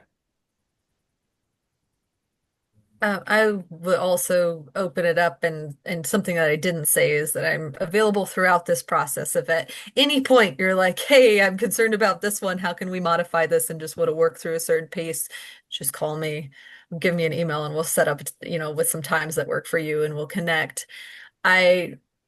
I don't think an hour, I don't think 20 hours as a group would get us super far going through the actions and the feedback you guys are going to give individually. So let me just throw that out there. And so my suggestion was something like that, where there is a big question. And that was one I was going through last week, and I was thinking, hey, Julie, we need you to take a peek at this and see if this is reasonable on the utility side, to have requirements and to integrate where treatments are happening along utility corridors into the forest tracker or not, right? And so that's a straight up, that's why this is coming to you all as subject matter experts. Search for the things that are the keywords for you. And if it doesn't fit, change it. Change it or remove it if it doesn't fit. If it's something that you're feeling like, this is a good idea to check out, but I'm not sure, you could tag one another. You can also change it to less concrete language. So these are all recommendations for actions. Nothing is requiring anybody to do something, but the hope is that by putting recommendations in here, it's going to help you all say, hey, this is something that the Forest Health Council said we want to strive for, and that will help back it up for your administrative decisions or requests for legislative actions. And so for something like that, Christina, that you might just add explore to the front of it or something like that to make it like, this is a good idea, but we may or may not be able to do it. Thanks, Becca. I wonder though and Dan, I don't know if we need a vote. I have a second discussion item that will not take too long, but I wonder if, Dan, do we need a vote to make another meeting between now and our next quarterly meeting? I think we can just schedule it. Yeah. Okay. And Becca just also If put not, in, I'd be more than happy to make a motion if you would like, but it's up to you, Mr. Chair. Yeah, I don't think we need a vote for that to set up another meeting. Okay, and Becca, I think it's an and. I think it's an and. We need your support in between, and we need to come together as a council because the council can only vote together when we are all together in official meeting. So I really appreciate your openness and willingness to take some time on your schedule, keep your phone line open, and it's been open this whole time as well. So appreciate that. But if that's okay, I think Christina, I really appreciate your comments on that. And I think that's why we really wanted to bring this up before we are presented in an October meeting with an incredibly robust and amazing vision. And then it feels possibly a bit heavy for some organizations or entities on this. I'd also like to go into the document and really outline those, or I encourage everyone to go in and think about what current opportunities or what current programs or agencies are already doing some of these possibly, and that we can tie into that and not be able and not recreate any wheels and use the resources that we have already going on. Are there any other discussion? Is there any other discussion on this first item before I move to number 2? Yeah, Courtney. I think this is something Allison already said, but I even want to add another point to it is some of the actors that are identified in the goals and actions are departments or agencies that are on this council, but also some of them aren't on this council. And so I'm curious how you all, I mean, I think Allison already asked this, but how do you feel about that? You know, that even members or groups outside of the council might be assigned something. And yeah, I don't know if Christina, it was great to hear from you, but I'm wondering if anyone else also has thoughts about assigning in that way.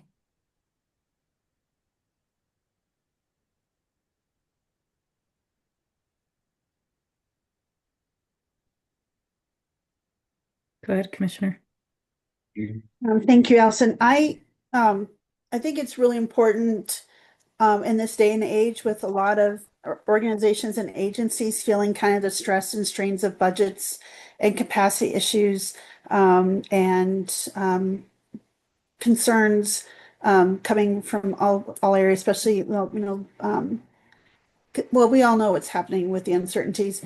I think it's important with outside agencies and just promoting that clear and concise communication and to make sure that the partnerships all of a sudden they just find out that they're listed. And I think it'd be very important to have those conversations or have them come for us and talk and have a dialogue or have representatives and not kind of surprise them. Oh, you're listed in this document. I think it might be important and to engage them in the why and what the purpose of the document and why they're listed and how we need maybe their participation, the value of that. I'm just think that would be really important to maybe have those conversations or invitation or dialogue before they're kind of put on a document or even maybe further deeper dive into their roles or their asks. And I think back to when we had the administrative recommendations we had the first couple of years, and a lot of that was on the Forest Health Council. And we were really excited. We wanted to learn more. But, we did talk to the Colorado State Forest Service and DNR. What would this take and what kind of capacity? And you all very, very clearly stated this would be a heavy lift or there was some involvement with that at capacity.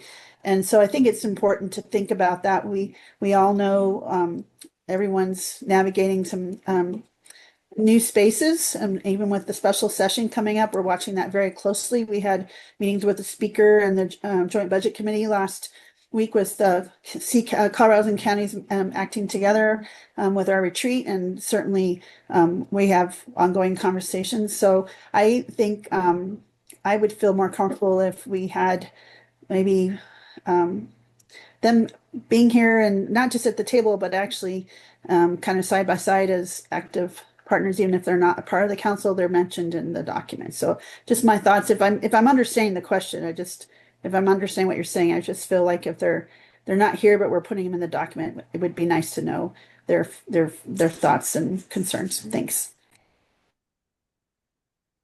Yeah, that makes sense. And so maybe I think it was already in the plan, like we will send them, this document also for review, but maybe if we have this meeting where we're discussing them, they could be attendees as well. People who've been tagged or tapped. Go ahead, Brett. Yeah, thanks. I think I'll echo. I really appreciate all the work that's gone into this, and I think it's going to be already is a great resource. Yeah, I do think there's a kind of a difference between state agencies that are sort of within the purview of the state to direct administrative recommendations and things like this, and basically all the other entities outside of that. I was kind of reading through, see my organization I work through, but many others are called out to do things, and it's great. Like you said, it might align with some of the directions my organization or others are already heading, things like that. But I would be cautious about putting anyone in there at all that's not a state agency without their knowledge of this. Even if it is just sort of a suggestion and not a requirement in a very public way, then it puts an expectation on that organization to do this and to come through on that. And it also starts to kind of choose winners and losers on who's at the table and doing things. And I think we need to leave space for new organizations and new people that aren't currently in the discussion to also participate. So I don't know how to balance that, because I see also, if I understood right, Allison, how you're presenting the prescribed fire or the wildfire situation where no one was assigned anything. It's hard to know how to move forward if you don't have people to actually do that. So I think I want to just raise those. If organizations are called out on here, I think they should be aware of that. But as a council, we should also consider how we're identifying who's doing this and who's not, and what's the space in the future for other organizations to come into that space. Gosh, thank you, Brett. And before Mark, I turn to you. I really appreciate your comments. And I wonder if there's a potential of fluidity in there is a balance between no assignments and assignments in that place too. So I wonder if there is some fluidity we can put into this to where it maybe isn't an assignment, but it's an acknowledgement of the potential of an organization or an entity to possibly do this. And I want to turn to Mark. Yeah, I think if I'll just add on that, Allison, I think, yeah, the word assignment is maybe a little, we can work on that, but maybe sort of like identifying current resources, that could help with this, but then, leaving space for future resources or things like that. But even there again, I go back to publicly identifying different organizations to do things, whether it's voluntary or not, also puts an expectation on that organization to come through on that in some way, which could be great if the organization is all gung ho to do it. But if the organizations don't even know that they're in there, that, Thank you so much. Mark? Yes, I think Brett is exactly on target with this comment, in that going back to what we were tasked with was a 30-year vision. And it almost seems to me like we're looking at assigning homework here for everybody, whether they want to be participants or not. So I'm kind of thinking that I think the vision side of this thing should be as loose and flexible as possible, and as concise as possible. And then you could ultimately, as Brett mentioned, there's private agencies and public agencies and state-controlled public agencies. They fall into a different category, and they can be directed or strongly encouraged. And this group could inform, lobby, or whatever the state agencies. But after that, I think we're in a condition of asking. So the more flexible we keep that vision, and come back to the educational portion of it, to get people to want to assist us in this effort. I realize that's a tough call for you, but you're the pro, and you guys are going to have to figure it out. That's not my line of work, but I think that's where we need to head. Thank you, Mark. I believe Amy is next. Yeah, thanks, Allison. I think this is a good conversation to have, and maybe this is in the plan, but I think it's a question of how adaptive this plan is, and if there's a cadence for this council to revisit and have that dialogue with agencies to better understand, where these recommendations fit into existing efforts. I just think there's going to need to be some sort of cyclical revisiting and reviewing of how this plan is moving forward into into action and what is realistic for these agencies, because this is a difficult position for the council to develop a 30-year vision without relying on the agencies.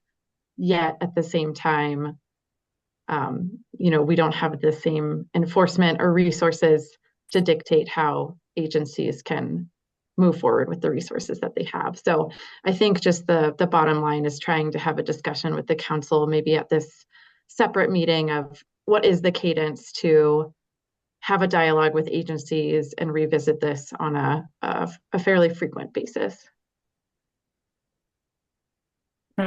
Amy, you're moving right into my second discussion item. So Julie, I want to turn to you, and then I want to answer or provide some ideas for your comments. Sure. Thank you, Allison. And, I appreciate the question that you posed to everyone about how do we feel about the assignments. I was just thinking in terms of Brett's comments. Really, I echo his concerns and his sentiments. I think it's less about an assignment and more about identification of a resource. And I think that identification would come with a follow-up action of outreach by the council to educate that resource as to where they may have a role to play, and sort of further engagement, right? And get more people coming to the table. So I just wanted to echo that comment from Brett. Thank you, Julie. Something that Courtney and I have been muddling over, which is, Amy, to your point, so it's the cadence for review or all of that with this 30-year vision. We've got two very well-functioning subcommittees, Leveraging Resources Committee and the Legislative Subcommittee or Legislative Committee. And we're wondering if there is an opportunity to create a new committee for this council that would be able to work on tracking actions or tracking the vision and all of that. And being able to be more of not a day-to-day, but maybe a month-to-month approach of how things are moving forward. So we wanted to put that out there to see if and we don't have to create a subcommittee this early, as it is not already set for this council, but just wanted to put that out there. And Amy, also, if you had any other ideas, or anyone else on the council on how to track, that's the second part of this discussion.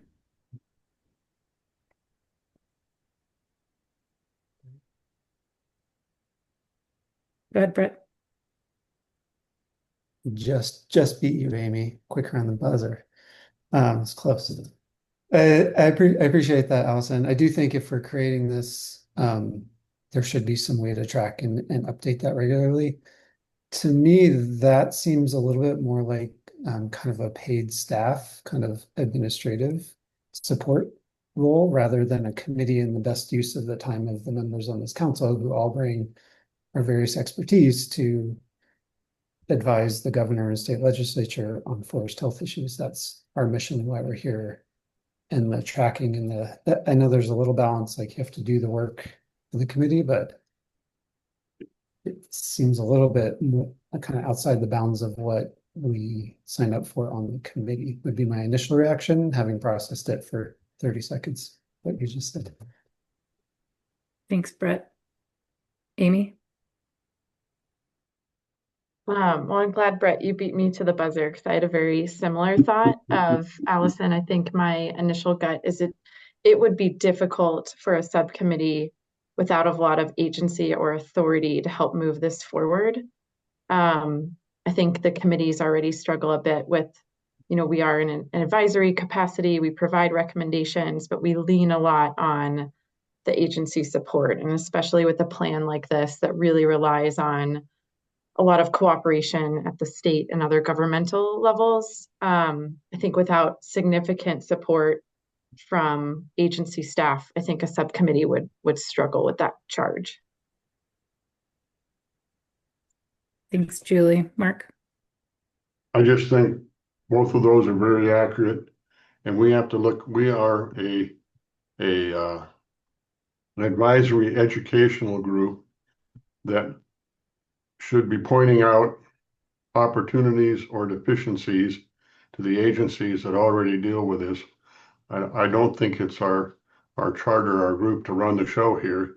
It's to assist people in maybe seeing opportunities that they didn't actually see. So I think that would be a better approach to it. Thanks, Mark. Hearing a Commissioner. I just wanted to jump on and echo those comments said before. That was kind of my first reaction. And as I look at what Courtney put in into the chat, you know, that's some things with capacity building is something we're already doing with leveraging resources and talking about increased funding. That's legislative. And I just, I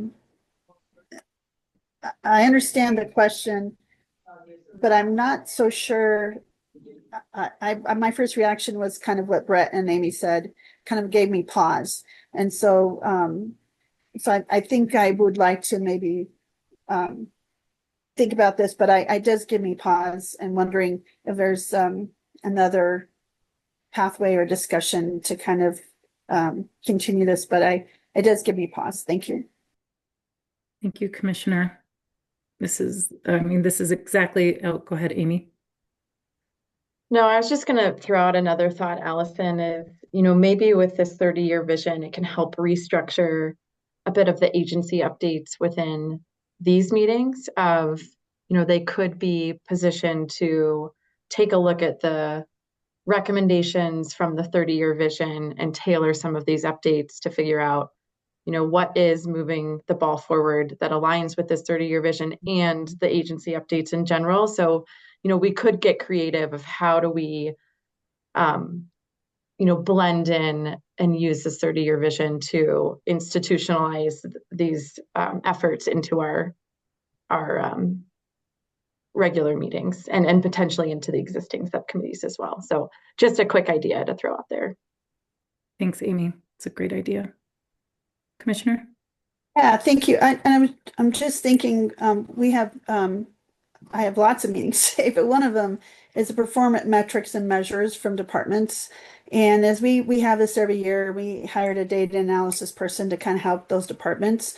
And we do this every year, and there's a lot of old metrics that you know, these departments are supposed to come and share, like we met this number or that number. But as we were a new board, we realized some of these maybe weren't relevant anymore. And so what we've been asking is for the departments to tell us how they would like to see metrics and how they would like to be measured, and see what they think should be tracked. And we're having those staff work on bringing things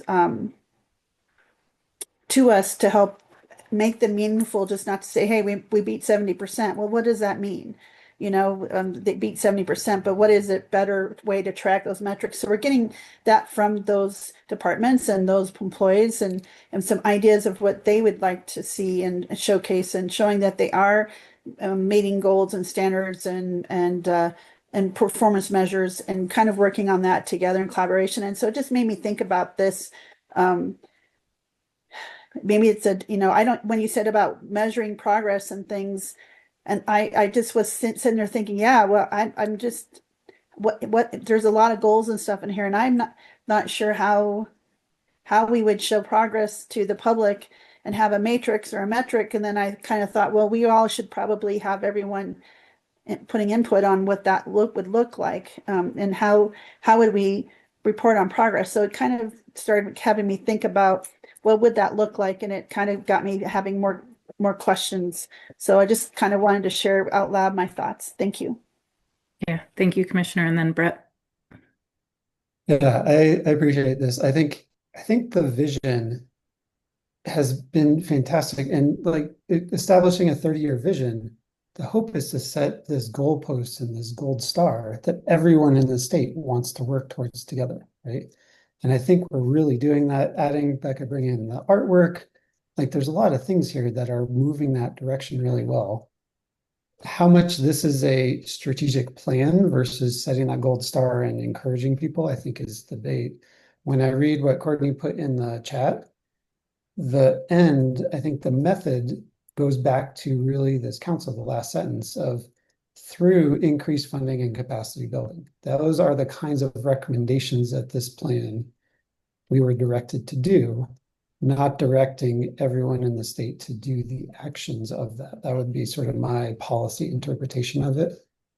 And so maybe there's a little misalignment or misreading of that, and people have a different understanding. I'd love to hear, but that to me aligns with sort of the volunteer capacity of this council and our mission of making recommendations to state legislature and governor on funding and capacity building in order to achieve the vision.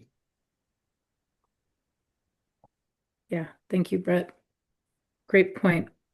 This is the discussion, and thank you, Courtney, for dropping the statute into the chat. If you haven't seen it yet, she dropped the language from our statute about the 30-year vision. Well, this is incredible discussion, and this is discussion that I felt was absolutely needed and absolutely timely. I think the staff here has to wrap our heads around this discussion and continue it, because I don't think we're going to solve it right now. But we have decided that we're going to have, and we hear loud and clear, a committee is not something that anybody would like. So heard loud and clear and really appreciate that. I think we need that additional meeting in between now and our next council meeting. So Courtney and I will work on that. It shouldn't be too long, and then we can bring this back at our October meeting as well. And so with that, we'll still with Becca's presentation, you know, we can there are parts of the recommendations or the goals and strategy that still need your input. So feel free, and please, not just feel free, please go into this document and put your ideas or changes or comments into this, and we will continue this discussion and ensure that the 30-year vision and that this process aligns with the values of the council. And we really appreciate all your time and energy. Awesome. Great. Thank you so much, Allison. Appreciate that, and good discussions on this. Next up, we have the Committee on Leveraging Resources. As I mentioned earlier, Katie is out on leave. She had a baby boy, but we really appreciate Amy Moyer stepping up and helping to give updates for the committee today and filling in. So, Amy, the floor is yours when you're ready. Yeah, thank you, Dan. Thanks, everyone. Sorry I was a bit late to the meeting today. But I had 3 quick updates for the group. The first being just my temporary filling in for Katie, which Dan mentioned, had her healthy baby boy last July. So congratulations to Katie. So I'm jumping in just as a temporary chair of this Leveraging Resources Committee through the end of the year as she's out on family leave. But 2 quick updates. We are, as part of the committee, focused on the Forest Resilience Planning Guide and making sure that there are materials for outreach and that we can get that out to our communities. So we have been finalizing a 1-page document. There was already a 4-page executive summary, but we felt like a quicker snapshot would be more useful to this committee and others as we can message that exists. That's been a big product for this subcommittee. We're working with Lynn Elliott on just some final design and formatting. So we will share that, I think, within the next few weeks as we get that across the finish line, and more updates just as this group works on other pathways and communication tools on that guide. But really where we've been spending some of our time this year is having some presentations to dig into existing funding programs, how we can look at strategies and recommendations for leveraging resources, especially as we may be in uncertain territory on state and federal budgets as to what is the landscape of funding opportunities, how can we take lessons learned from other programs and potentially move forward or lift together some recommendations that we would move to the full council. And so we've identified essentially 4 pain points that we're using to provide to speakers of funding programs to think about, how do those programs address the pain points and how they may play a role in the forest health context. And so the pain points are capacity, that many communities, entities lack the capacity to put together grant applications, potentially to identify projects, potentially to move projects forward.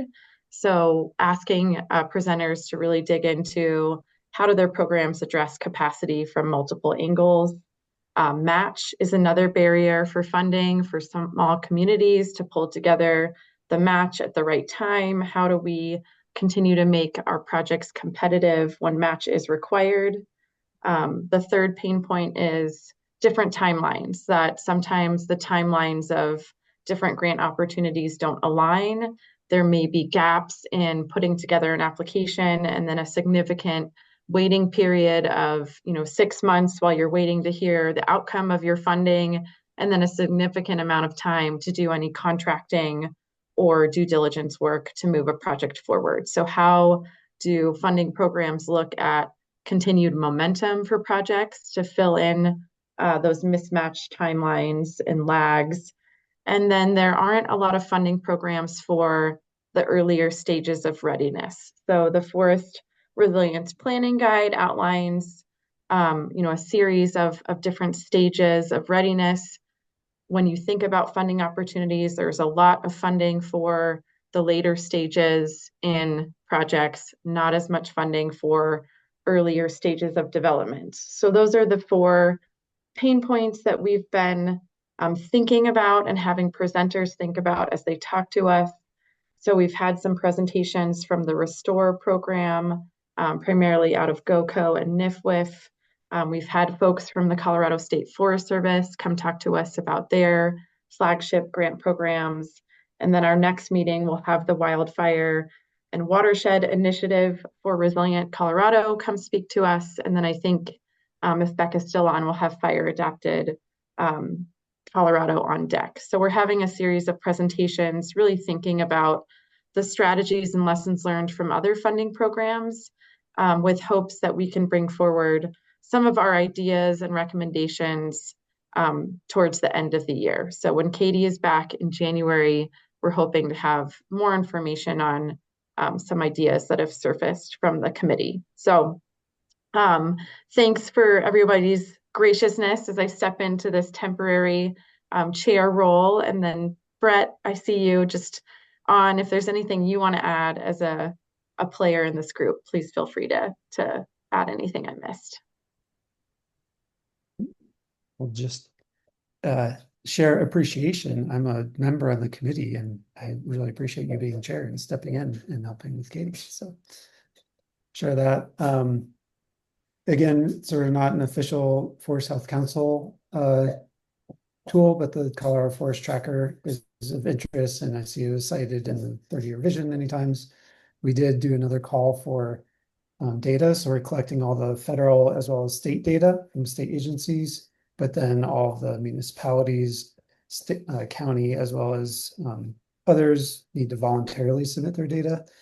I don't have the numbers in front of me, but we got a good response, and lots of people are continuing to use it and see value. So working really closely, that's with the State Forest Service, taking a lot of leadership there, processing that data, and hope to have it out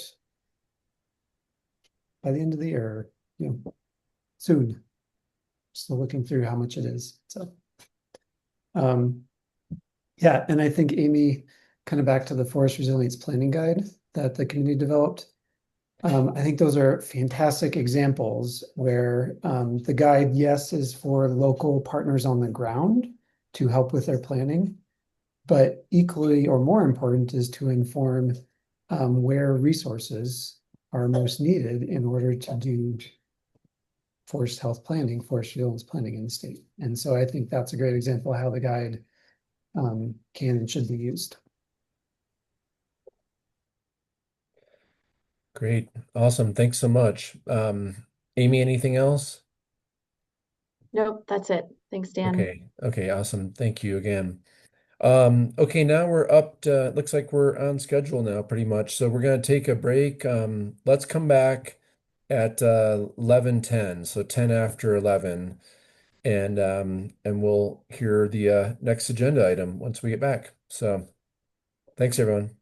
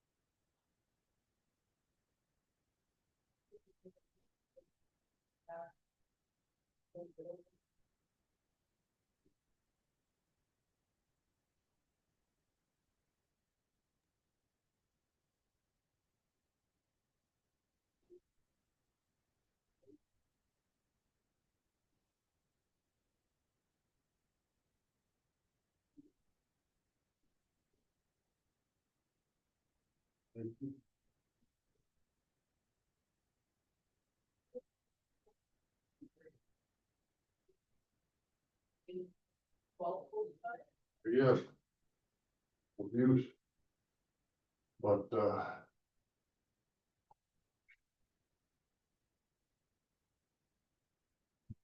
well.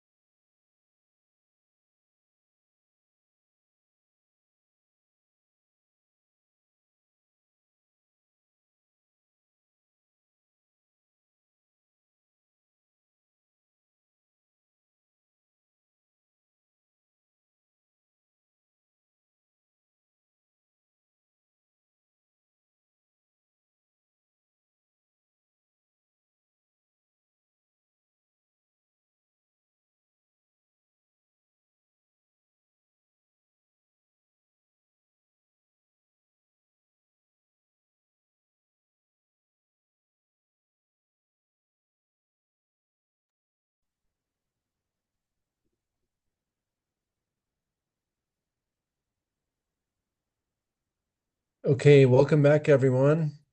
Hope you had a nice break. So, next up, since the 30-year vision really contains a mindset of culture shift and also an area of focus that we thought would be really interesting would to get some information and background on the current mindset and culture of Coloradans. So we have the Wildfire Research Center that's conducted surveys across many communities throughout Colorado. And we're excited to have Carolyn Wagner with us that's going to walk through with us on what some of these results look like. So welcome, Carolyn. Thank you, Dan. Thanks everyone for having me. I'm really excited to talk to everyone about WIRI and share some results. I'm going to share my screen. I do have a presentation.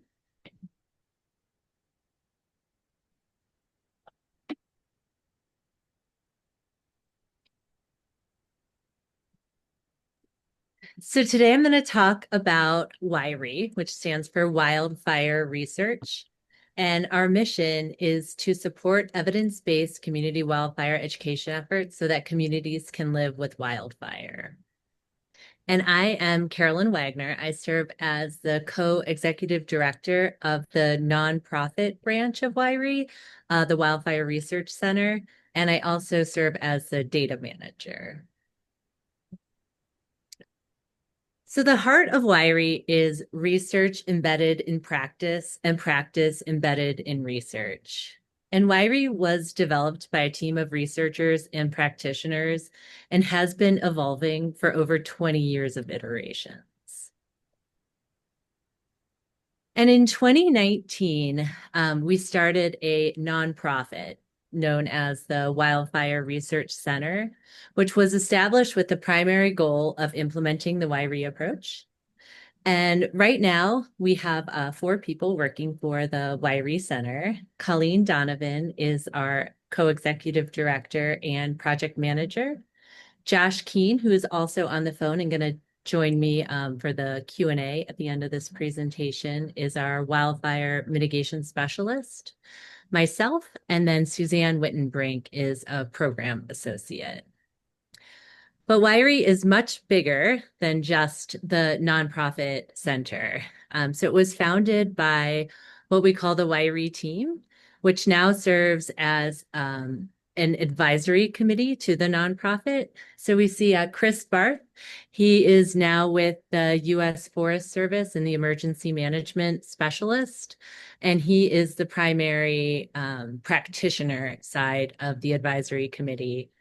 And then we have Patty Champ, who's an economist with the Forest Service, Hannah Brankert-Smith, who's a sociologist at the University of Colorado Boulder, and James Meldrum, who's a research economist with the U.S. Geological Survey. And Patty and Hannah and James make up our research team.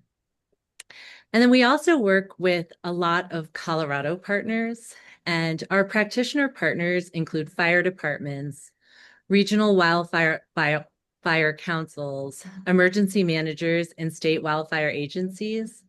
And our partners are the key to WIRE. We really support our partners to engage with their residents. And we do this by implementing the WIRE approach to provide evidence-based actionable solutions to help guide wildfire programs and education efforts that encourage residents to mitigate wildfire risk on their properties and to prepare for safe evacuation. And we do this through implementing what we call the WIRE approach. And we work with our practitioner partners to conduct a rapid wildfire risk assessment on parcels. And then we also send the residents and specifically homeowners of those parcels a household survey to gain insights into their perceptions of wildfire. And then we work with our practitioner partners to help them use this information to actually get their communities to be more adapted to wildfire. But also with this household survey, we also learn a lot of information about residents' perceptions of wildfire that can be used not just by our practitioner partners, but hopefully by organizations and councils like you all to understand Coloradans' perceptions.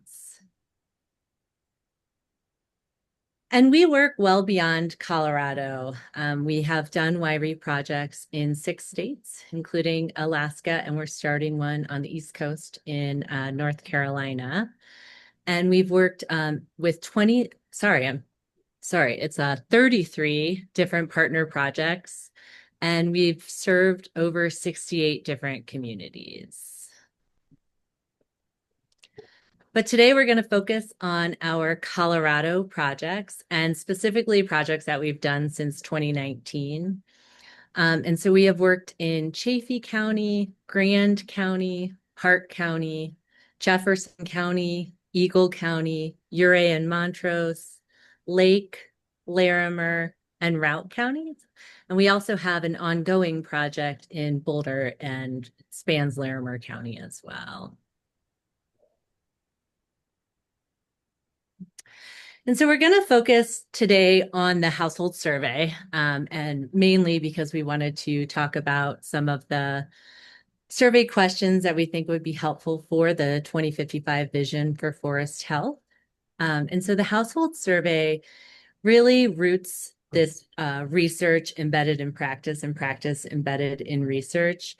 So a lot of the household survey questions were from social science research, but also with our practitioner partners and with Chris Barth, really understanding what would be helpful for wildfire mitigation programs. And so the survey includes 8 different batteries. The first is residential history. The second is wildfire and evacuation experience, evacuation preparedness, and some questions on insurance. The third is a self-assessment of homes' risk attributes and overall risk. The fourth is wildfire risk reduction activities, understanding of wildfire, acceptability of fuels treatments on nearby lands, notions, expectations, and wildfire risk perceptions, wildfire risk information sources, channels, and preferences, barriers and incentives for mitigation, and then some basic demographics of the respondents. And so today I wanted to share a couple results, as Becca had alluded to. And we tried to pick some survey questions that would help with the 2055 vision for forest health. And I put in the corner, the right-hand upper corner, the statement that Coloradans and visitors embrace active stewardship roles as they live in and enjoy our dynamic, ever-changing forests. And so what I'm showing here is a series of two different graphs. We'll start with the upper graph. And we have a battery of questions that ask respondents to rate statements about wildfire on a scale from strongly agree to strongly disagree. And so here the strongly agree is represented with the dark teal, and the strongly disagree is represented with the reddish color. And the statement we ask is, wildfires are a natural part of a healthy forest ecosystem. And what we see from our respondents is that 40% of our respondents strongly agree with that statement, and 49% agree with the statement. Next, in the lower graph, we look at the percent of respondents who strongly agree or agree by community. So this is the sum of the two teal colors.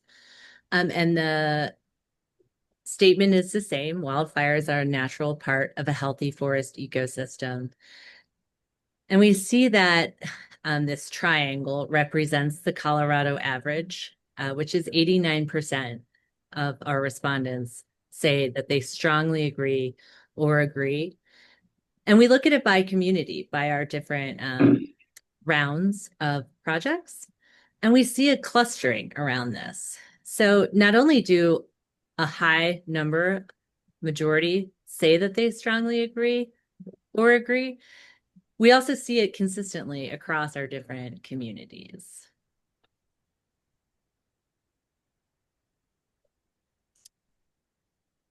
So this next slide shows additional statements that are part of the same battery of questions, asking respondents to rate statements on a scale from strongly agree to strongly disagree. And we've selected these particular statements to hopefully share some insights on Colorado residents' notions of stewardship and ownership of risk reduction efforts. So the first one we're looking at is reducing wildfire risk on private property improves firefighter safety. And here we see a lot of teal. So we see a lot of agreement with this statement, which to me shows an indication that residents understand broader benefits of mitigation beyond just protecting their own homes. Our second statement is, my effort to reduce wildfire risk on my property is not effective because of the vegetation on nearby private or public lands. And here we see more pink and red, which in this case is actually good because it's saying is not effective. But we also see about a third of respondents neither agree nor disagree with this statement, which I can interpret as some people are unsure whether this neighboring vegetation is limiting their efforts to reduce their wildfire risk. Next, we have a statement, I live here for the trees and will not remove any of them to reduce wildfire risk. And the reason we include this statement is our partners in our team have heard this commonly used as an anecdote that WUI residents don't want to remove trees. And as you can see from our 44% disagreeing and 31% strongly disagreeing, our data don't support that statement. And lastly, we look at the statement, homeowners' actions to reduce wildfire are not effective. And here we see a lot of disagreement with the statement that they're not effective. So if we add these together, we see over 80% of respondents, they don't think that their efforts are not effective. So it shows that they do value what they're doing and that they think that they do have some ownership and control over their wildfire risk. Next, we're going to look at a different battery of questions. And this particular battery asks respondents to rate the acceptability of approaches to manage wildfire risk. And here our scale is extremely acceptable in the dark teal to not at all acceptable in the pinkish color. So we look at 4 different management approaches. The first one is removing vegetation along utility right-of-way to reduce fire starts. And in this particular case, we see quite a bit of acceptability of that as a management option for reducing risk. The next 2 both involve fire on the land. The second one being burning piles of cut vegetation or slash piles on nearby public lands. And here we also see quite a bit of acceptability, but more variation across the different categories and more not at all acceptables. Next, we look at conducting a prescribed fire ignited by fire professionals on nearby public lands. Same amount of respondents who say it's not at all acceptable. Still quite a bit of some level of acceptability. And we're starting to see more people who fall into the slightly acceptable zone.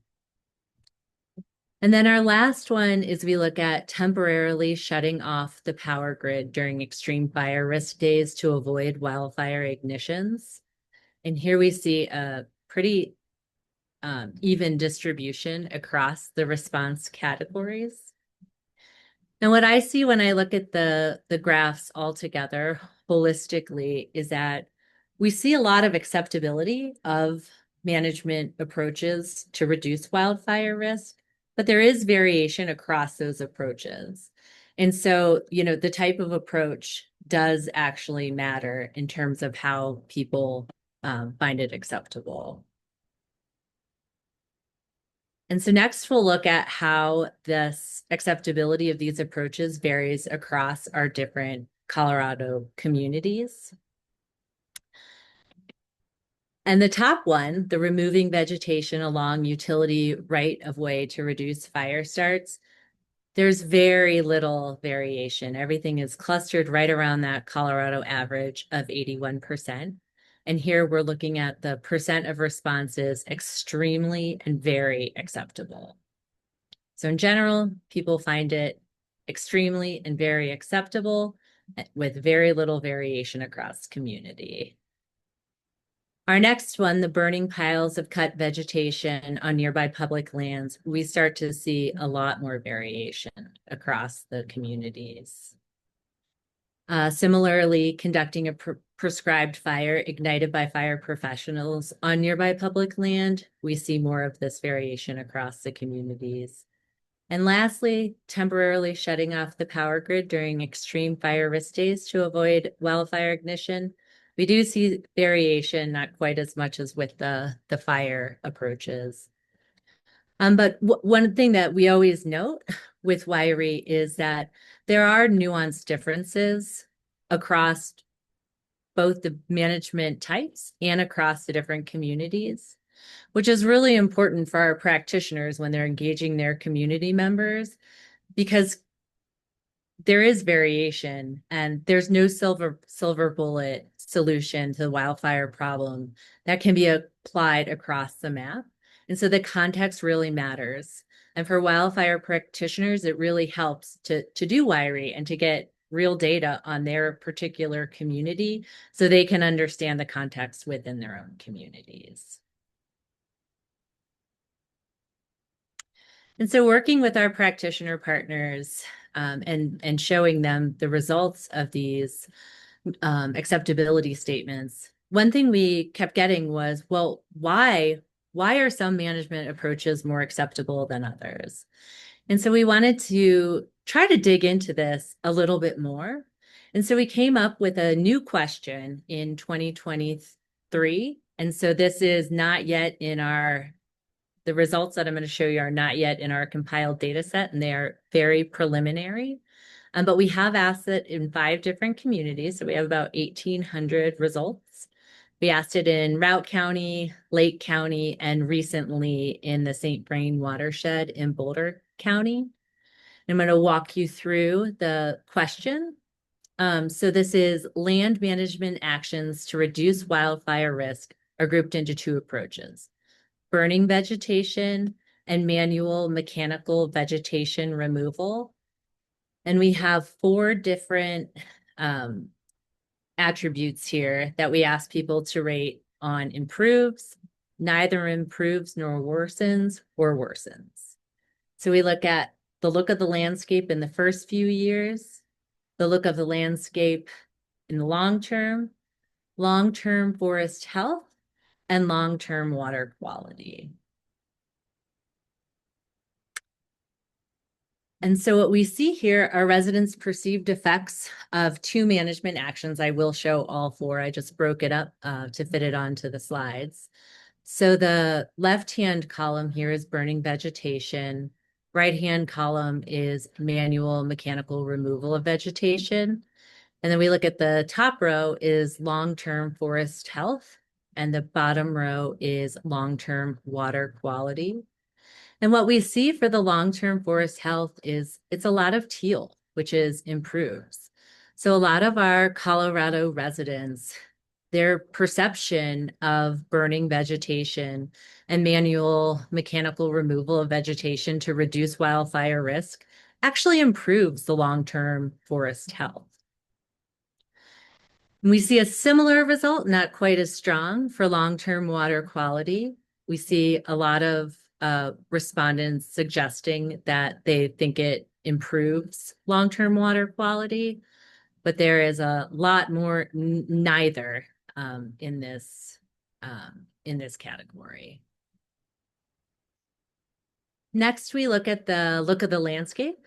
So in the first few years, we see a lot more worsens and neither than we do in the long-term look of the landscape, which to me really indicates that residents, at least our respondents, understand that while burning vegetation can have negative impacts in the first few years, in the long term, it can actually improve the look of the landscape.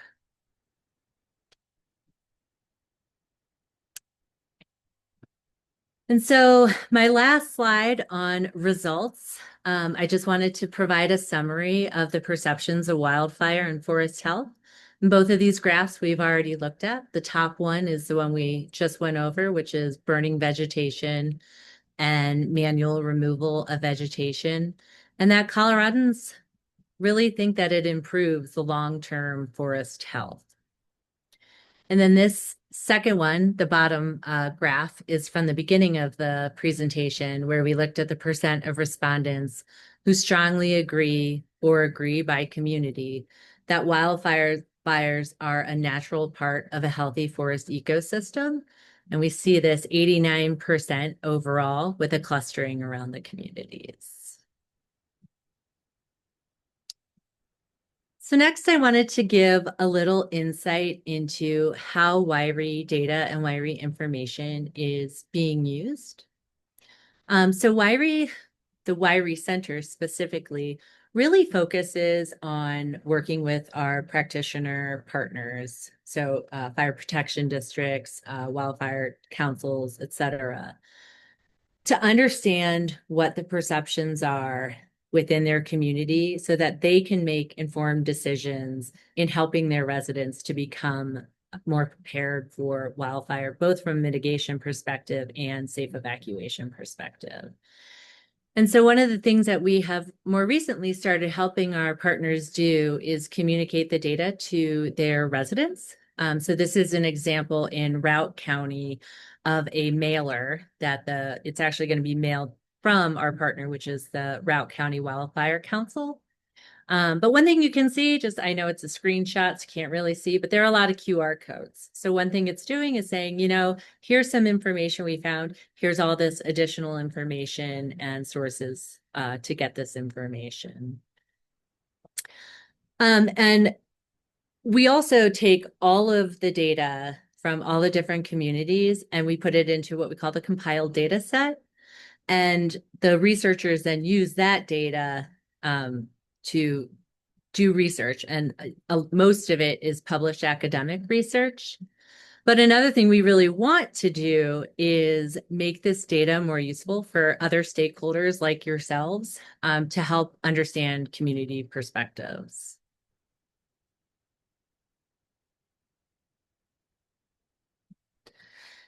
And a very important note is I only had 25 minutes, so I tried to focus on things I thought would be really interesting for this council. But I think it's important to note that WIRI is still ongoing. The center implements approximately 4 projects per year, and we continuously work with our existing partners while adding new partners.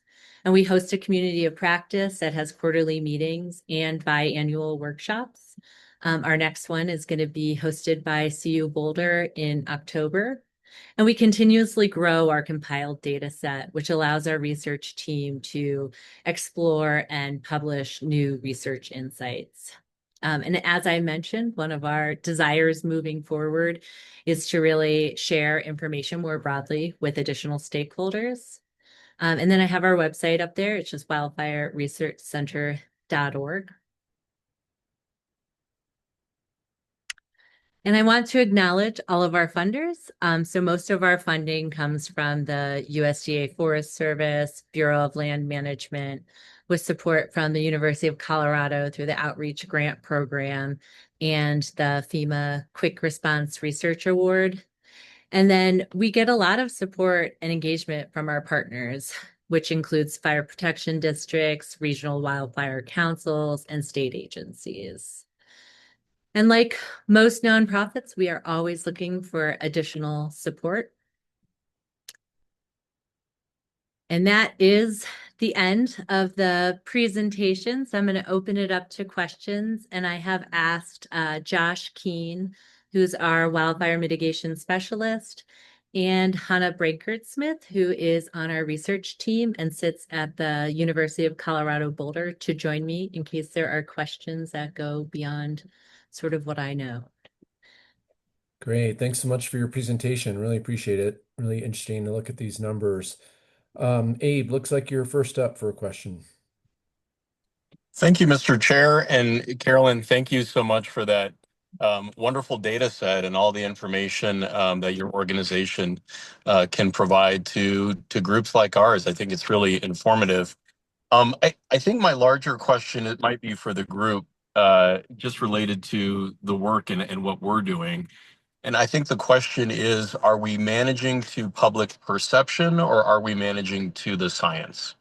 So part of my concern is whether or not Coloradans have the information and education at their fingertips to know that they need to mitigate their densely wooded areas in the wildland-urban interface. We still need to recommend that, right? So I agree with education is critical. I think citizens benefit from the great information that the Wire Center and others can provide. But I would have a little concern about us making recommendations or managing to public perception around what the science is telling us to do. Yeah, interesting. Carolyn, any response to that? Carolyn, I'm happy to jump in if that'd be helpful. That would be great, Hannah. Thank you. Yeah, Abe, I appreciate your question very much. I think there's a couple things. The way our practitioners use the information in terms of their management decisions is to help them understand the public that they're serving to meet them where they are. So if there's variation, say, in acceptability of prescribed fire, and we know from the science that prescribed fire needs to happen, and in their particular community it's low, then they know that they are going to need to really engage their community members to bring them along so they have shared understanding. Likewise, if it's very high and there are a couple people who are holdouts, they know that they have kind of social license to move that effort forward, but may need to attend to some of the outspoken folks who are particularly concerned. And so what this does is it allows practitioners and implementers of management approaches to meet the public where it is and do the things that are guided by the science of the forest and fire. That's great. Thank you. Great. Okay, next up is Rob and then Mark. Yeah, thank you, Mr. Chair, and thank you, Carolyn, for the presentation. Just really informative. And just as a follow-on to Abe's question and Hannah's response there, my interpretation of the information you just presented is pretty favorable. I mean, on the whole, it seemed like some pretty good results that we, as the Forest Health Council, I think would be happy to see. And so I wondered if you have recommendations from either this data set or other information you've collected about where the Forest Health Council could think about additional education and outreach needs, or is it really more just kind of a keep doing what we're doing and doubling down in some of the areas where we're already focused? Was just curious if there were any specific areas where you thought, oh, we should really dig in a little more, in this particular area of emphasis around education and outreach. A very interesting, good question. Hannah, do you have any thoughts? I can try my best to answer at least a portion of that. I think that education and outreach is very important, right? But this is partially in response to Abe's comment a moment ago. I think generally what we learn about residents of WUI communities, especially in Colorado, is that they are very aware that they need to mitigate their properties, right? And that there are data points that there are so many data points and many more than we can share in this meeting, but and residents generally understand the efficacy of their work as it relates to providing safety for wildland firefighters that might be responding to incidents and things of that manner. I think generally what we hear from respondents to our surveys is that as it relates to education and outreach, they need specific recommendations for what to do on their properties, not general information about what needs to be done at like landscape scales. And that's a difficult thing to achieve, right? Because what that means is, humans in places meeting with landowners and meeting with communities. I know the State Forest Service does a lot of that work, but resources are strapped. I think that's my general response, is that folks need specific recommendations for their properties, not overarching high-level recommendations. Yeah, that makes sense. Thank you.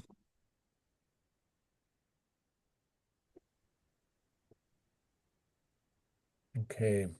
Next up, Mark, and then Christina, then Jody.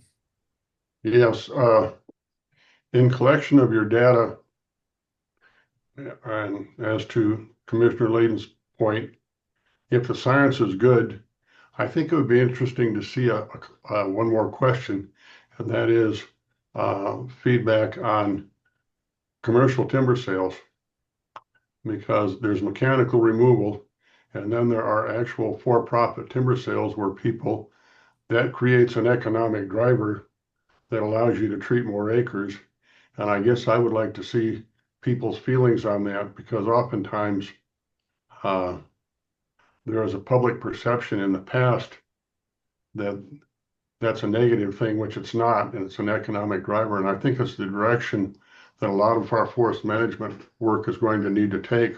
So I would like to see some more information and some more collection on that and their approach to that. And that blended in with the Good Neighbor Authority opportunities that I hope the state forest is going to have. I think that could be a real powerful tool.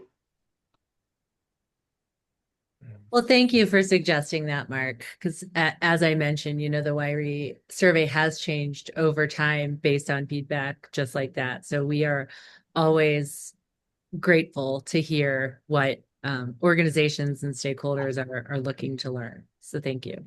And actually, to that point, in a recent project that we haven't summarized data for yet, we're still in the process of doing so in Central Washington. We'd actually had a request from one of our local practitioners there to ask specifically about timber sales. So we've asked that question once in one of our surveys. Like I said, we have nothing to report on it yet, but I foresee us potentially including that sort of question in the future. Great. Okay, Christina. Yes, thank you.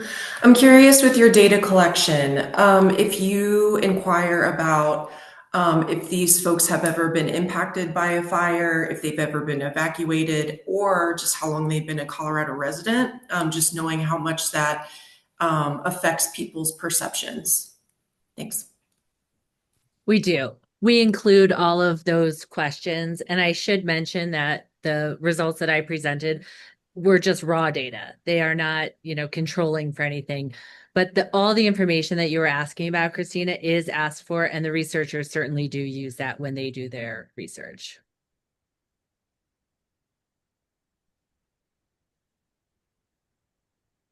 Okay. Jody. Thank you, Mr. Chair. Carolyn, Hannah, and Josh, appreciate your presentation. I found it very interesting. Christina, that was my question, one of my questions, so thank you for asking that.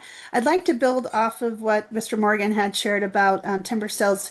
As Larimer County, we're looking at, we had done a biomass study, and we also have a climate action plan where we're maybe looking not to burn over 100,000 piles in our county and maybe looking to get some of that off the landscape. And we're trying to look forward to emerging technologies and build a circular economy with woody biomass in our, we have a brand new landfill being constructed, and we're creating maybe a circular kind of, like I said, economy for doing that.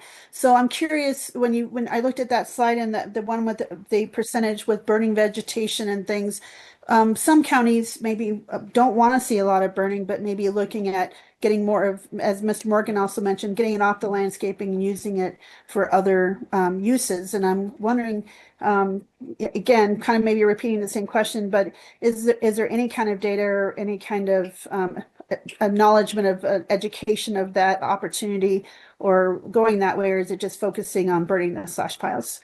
Thank you. Yeah, thank you for the question. I might not be the best person to answer the question holistically, but right now we don't ask about that. We have really been focused on the questions as they appeared in the survey. But I appreciate the comment. Also, Mark's comment, and we have taken notes on it. So thank you for mentioning it. Thank you. I just know some of us, when we're looking at climate action and trying not to, we're having a greenhouse gas inventories that we're trying to meet goals and things. And so we're also smoke preparedness plans. And so I'm just wondering if that's maybe a future area of exploration. And I just appreciate you entertaining my question. Thank you. Great. No, thank you very much. I appreciate it. Great. I have a question or two. How do you select the communities that you're going to poll? It's a very good question, and it's very organic. There is not a quote unquote selection process. The WIRI Center, the nonprofit, we really support these organizations, and it's not an insignificant amount of work on their end. And so they have to have capacity to do it. And a lot of the times, I would say almost all of the time, they reach out to us, and then we, start having conversations, and we haven't turned anyone down yet. We kind of just like fit organizations in when we can. And I would never call these like requirements of organizations, but they're sort of our requirements. It really doesn't work if they don't have some capacity or, you know, a human doing a mitigation program. So most of our partners are wildfire councils or fire protection districts or emergency management programs who do have some dedicated resources to do this. Yeah, and I'll just add that, we have had projects where our partners have really taken the data and leveraged them and done extraordinary things. And then we've had some partners along the way, and this is where that requirement that Carolyn was alluding to, where the data haven't gone very far. And that has really been about their local capacity. And this goes back to what Josh said about the importance of having programs in the state who are really engaging with residents who could take that data and use it to build a program, improve a program, apply for a grant, all of those things that make, the outreach around community wildfire adaptation happen. So yes, mostly they come to us, word of mouth, and then it's a bit of a process to make sure that we're all on the same page, that we know that we can work together, because usually projects run about 18 months. So it's not a small thing. Yeah, that's great. Also, just a follow-up of thinking how you selected the communities, have you explored doing like a statewide poll of this too? Putting on like my former legislator hat, when I served in the House and Senate, it was always kind of the fire impacted communities where there are big time forest health issues. And I always tried to stress to folks on the Front Range or other communities the importance of these issues, and would always try to tie it into watershed issues and kind of concerns of large scale fires and drinking water. But I know folks on the Front Range have similar concerns, but it'd be interesting to see the divide or the similarities. Yeah, I can speak to this. So, and Patty is on here. When Patty and I first started doing this work 20 years ago, we were really conventional researchers. We would kind of identify a study area by a WUI map, and we would do a random sample of folks. Our first major surveys were in Boulder and Larimer counties in the fire-prone western portions of the two counties. We did random samples, and then we got data. We got relatively good response rates. And then we could summarize at the county level, but we couldn't say anything at the community level because we never had enough respondents from any one community. And programs happen largely at the community level. And so we really started realizing that the limitations of doing that more traditional random sample, whether it was at the county level or at the state level, diluted really what we could say about what was happening in a place that made it actionable. And then the other piece of it is that all our household surveys are tied with parcel level risk assessments. So when we do a project, we do a census in that study area. Every residential parcel has a parcel level risk assessment that is then paired with a household survey. So we know about the distribution of the risk within the community, and we know about the people who make decisions about those properties. And that together, we believe, is the power of our data and what makes it particularly actionable for the practitioners that we partner with. So I agree, those kinds of data are really useful and important for high-level policy decisions, but for the kind of really actionable pieces that we're trying to dig into, we think that the smaller scale is the scale that we should be working at. Yeah. I'll add one more thing. We do have enough consistency over these years and over these projects in the data we collect that compiled data set does actually let us tell pretty nuanced stories about different kinds of communities across Colorado, for example. Like the data that Carolyn was able to share, those are very different kinds of communities, different ecosystems, different kinds of practitioner approaches, and different county level policies and programs. So we do have some ability to do that because we've put all those data together. Yeah, interesting. Thanks. Patty. Well, just jumping in on that. Folks who know me know I could never not talk for that long. I think one of the pieces is that's really interesting, collecting data, because these communities are pretty diverse. We have a lot on the Western Slope. We have agricultural communities in Montrose, and we have, Boulder County. So we have kind of a reasonable smattering of different parts of Colorado. Is that, and that's what we're trying to, we've been asked to provide some of these slides and to provide some information to shape this planning that you're doing for the Forest Health Council. And that's where you started with this kind of mindset piece that you want to look at. And some of these like attitude pieces are pretty similar across places. I mean, Carolyn showed that in some of her slides. And we even have had some opportunities to not just look across place, but to look across time. And some of those pieces are fairly stable. So from our perspective, we would probably feel reasonably comfortable saying this could be maybe what Colorado looks like with the caveats, and in some way that's probably more reasonable than a smattering of folks from a random sample that didn't have a great response rate. But then the pieces like Hannah brought up that really matter when the rubber hits the road and trying to get homeowners to take action and prepare, because that's for evacuation. That's really the main focus of why we're doing all this.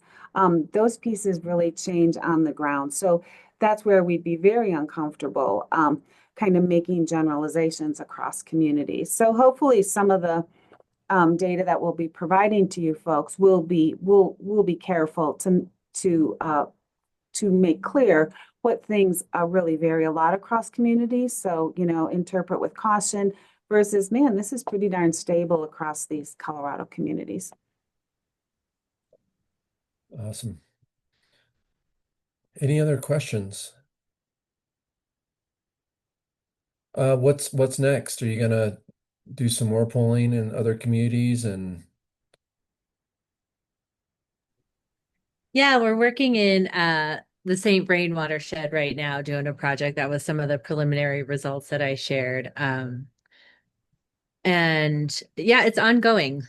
We don't have a definitive selection process for partners, as I alluded to, but we will continue working with.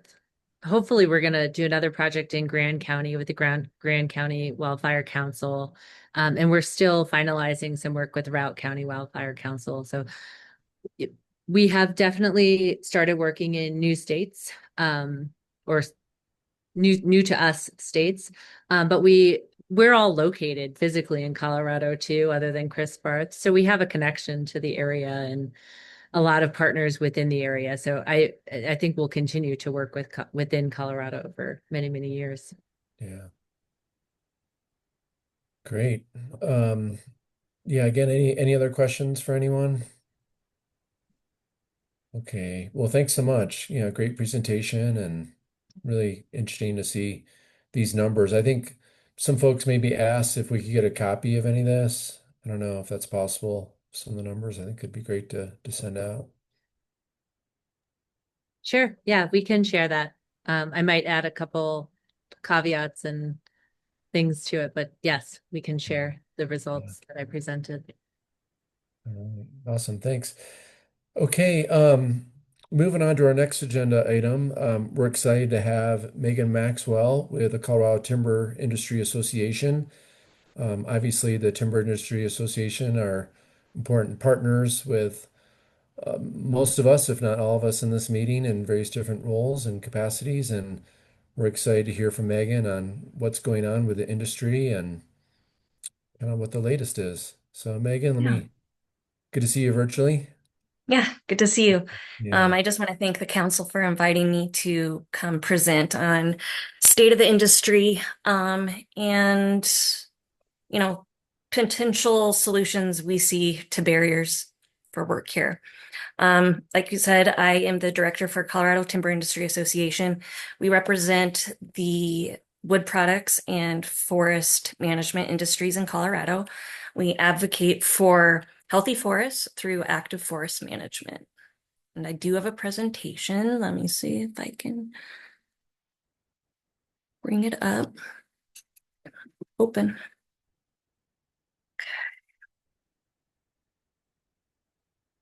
Okay. Escape.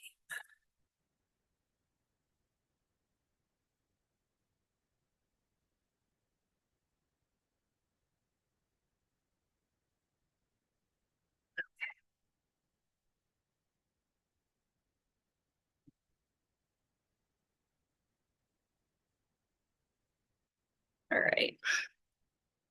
So I'm going to start with, who is the timber industry in Colorado? The industry in Colorado is made up, of different sectors, the primary manufacturing, which are sawmills, and products other than lumber. Secondary manufacturing are finishing type manufacturers. Think about like cabinetry and furniture. Of course, harvesting, logging, fire mitigation, and forestry support, such as trucking and consultants. Here is a map that was put together by Will at the Colorado Mass Timber Coalition. This is a pretty good encompassing map of the distribution of industry in Colorado. It's not fully encompassing. A lot of it is word of mouth and self-reporting, but this is a really good resource if you want to go in there on Will's website to check things out and sort of scale in, scale out in different communities. This is another map. This was produced in 2020. As you can see, this one is a little less encompassing. This map required self-reporting to the University of Montana Business of Economic Development. They do a lot of great studies. And this was part of a study that they did in 2020, where they were looking at capacity and capability of industry in Colorado. And again, that website is also very good. I'll provide links to Courtney to share with you, but they did it by each national forest.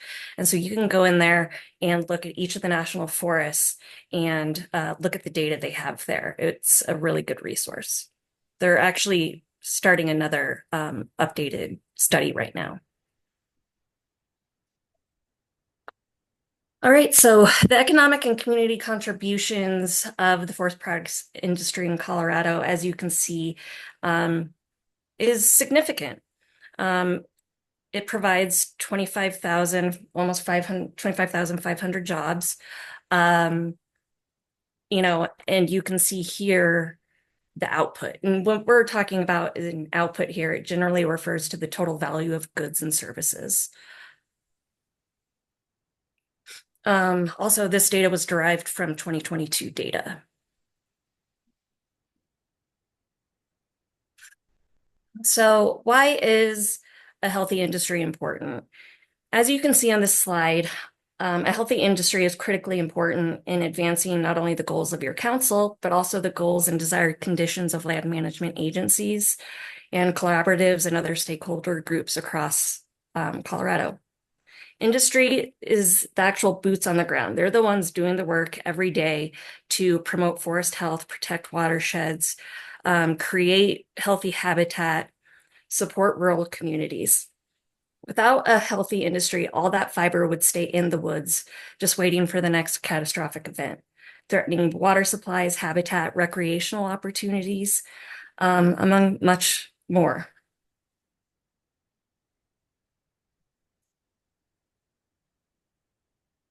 I know this committee has worked a lot on workforce challenges and has looked at trends. And sorry. But I want to focus on a couple of areas. I know you've identified, aging workforce and retirement and slow recruitment, but I really want to focus on the skills gap that is present in the workforce. For logging, some of those skills gaps are related to operating advanced machinery like harvesters and other equipment. Another skills gap, which is beginning to emerge, is the increased use of designation by design and designation by prescription being used by the U.S. Forest Service. Generally, this is considered an efficiency because it removes the requirement of having to go out and individually mark trees. But when there's a lack of education or knowledge, it can actually make that efficiency more challenging if they aren't understanding sort of the silvicultural ask in D by P or D by D. And so it can actually slow down work getting done. There's also a gap in just basic risk assessment, tree rigging, GIS, and basic problem solving skills on the ground. For sawmills, it's similar, but a little bit different. You see a skills gap in operating and maintaining sawmill equipment, understanding production processes, quality control, general maintenance practices, and a lack of aptitude in problem solving and addressing equipment issues. You can also see in this slide that the industry in Colorado has been declining at a rate of 1.3% since 2020. This is alarming because once infrastructure is lost, it does not return and reduces the likelihood of attracting future investment, which shifts the cost and burden of forest management to local communities and the state.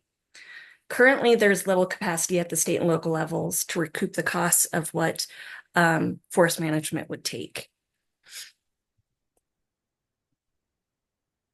So, full disclosure, I'm not an economist, but I'm going to give you sort of a quick overview of the wood markets. It's important to understand here that our mills here are mostly stud and board mills. So the products I'm going to focus in on here are those. So as you can see, the lumber market since the 2020 boom has been extremely volatile all over the place. The primarily driven by a combination of the pandemic-related demand shifts, supply chain disruptions, and other economic factors like inflation and interest rates. You can see here that the lumber prices reached a record high in 2021. Since then, prices have fluctuated, which you can see throughout the graph. Other bottlenecks contributing to the disruptions are production and supply. This is what I really want you to think about. Something I like to say is, control the controllables. We really can't control world pandemics. We can't really control what the response to a pandemic is, nor can we really influence inflation and interest rates. What we can influence is a predictable supply of timber, which can have an influence on the volatility of markets. It's not a silver bullet, but it's one factor that addresses the volatility of markets. The factor, I'll talk more about the supply side. I'll keep going back to supply throughout my presentation. Here's another slide depicting the volatility over this last year. This is a really wild ride here, and not in a good way. It's incredibly difficult for anyone in the supply chain, from the mill to the residential developer to the DIYer, to make decisions when the market is so unpredictable. As you can see here, we're up and then we're down, we're up and down, we're up and down. But what I really want you to understand from the slide is, regardless of what the lumber prices are, in this case, they're relatively high. That doesn't mean that lumber producers, in other words, mills, are gaining on those margins. Lumber dealers, retailers, and shippers are really absorbing those margins and not the boots on the ground folks. I also want to note that with extreme fluctuations, it leads to uncertainty in construction projects from a developer's point of view. We can see this in this slide here. As you can see, residential and multifamily construction are down. Again, another disruption. What is important here is that even though the demand in end-use markets may be down, it does not mean halt production or lower the supply of timber. It is actually to the contrary. That predictable supply of timber is what will contribute to stabilizing the market. As an anecdote, about a year ago, I was having coffee with a local lumber dealer, and he mentioned to me that he had taken a meeting with one of our local mills and that he really only did it as a courtesy because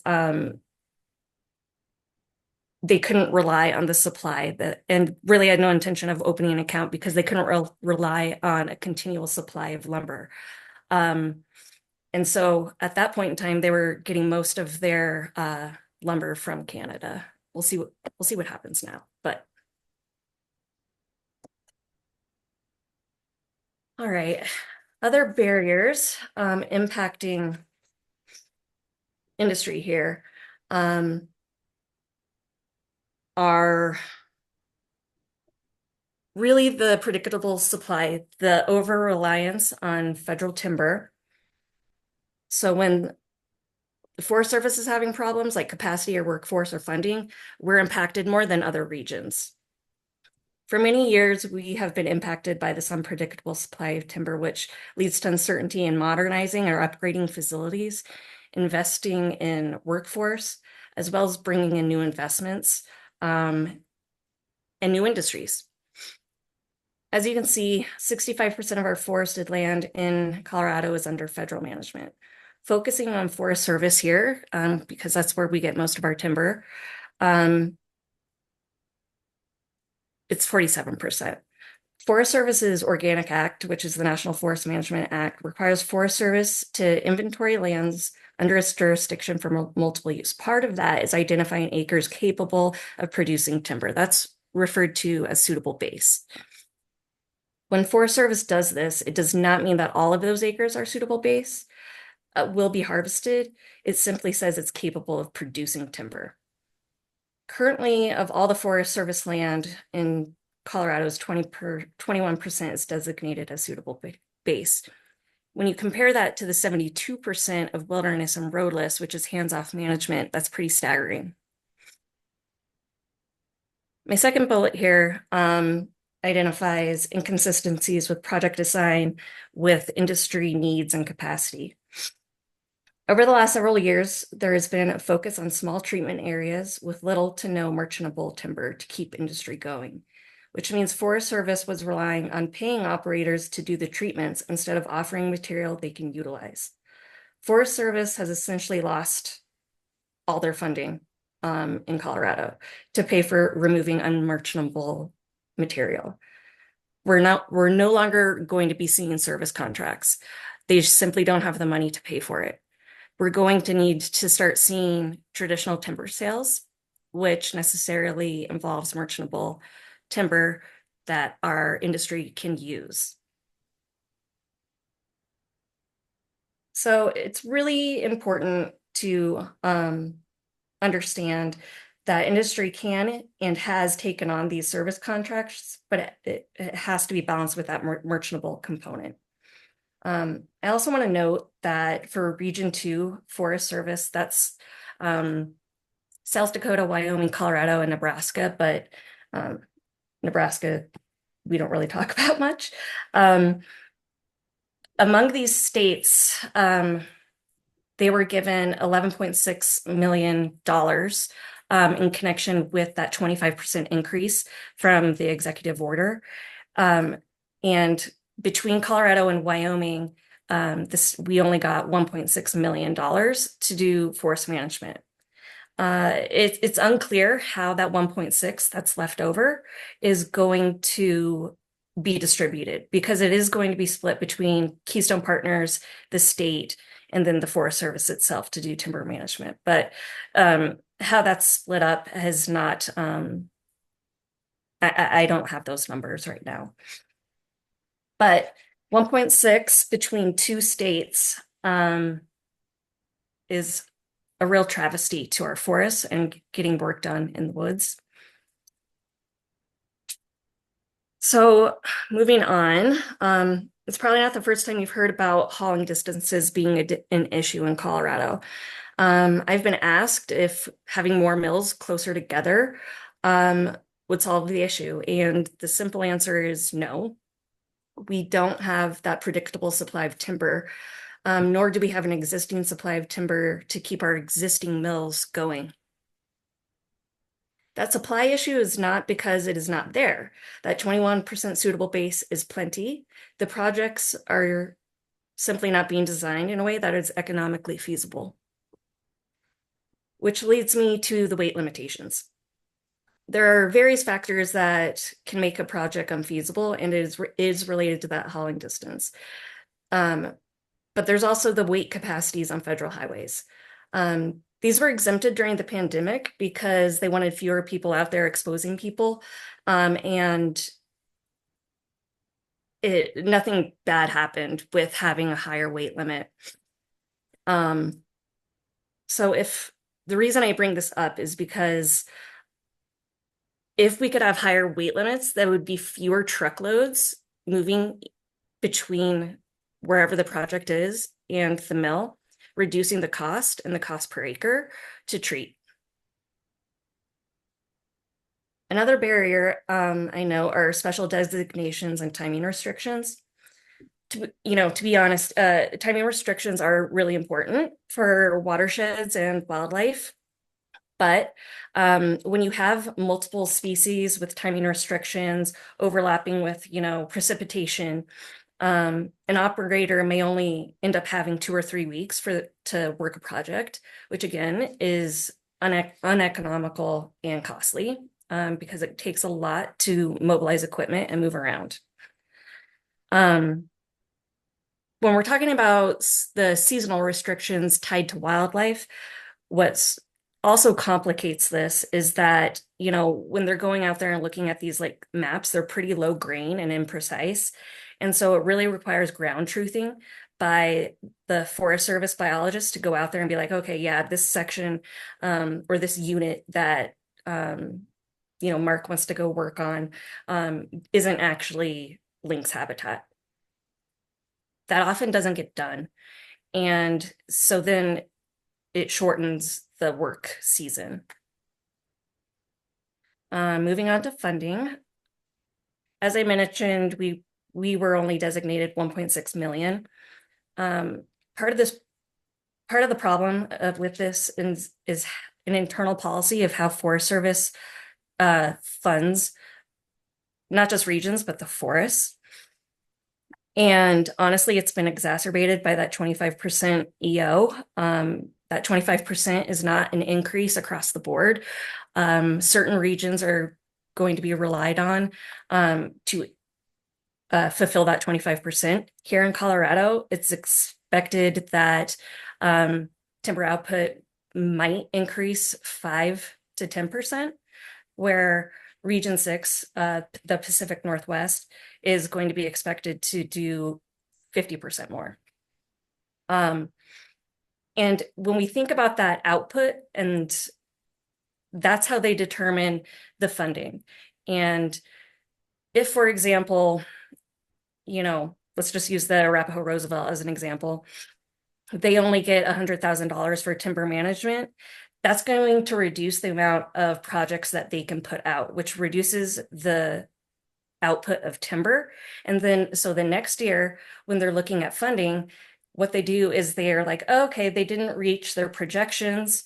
They don't have the capacity to do it. And so they give them less money the next year. And then it's a cycle like that. And so each year you see less funding, less output.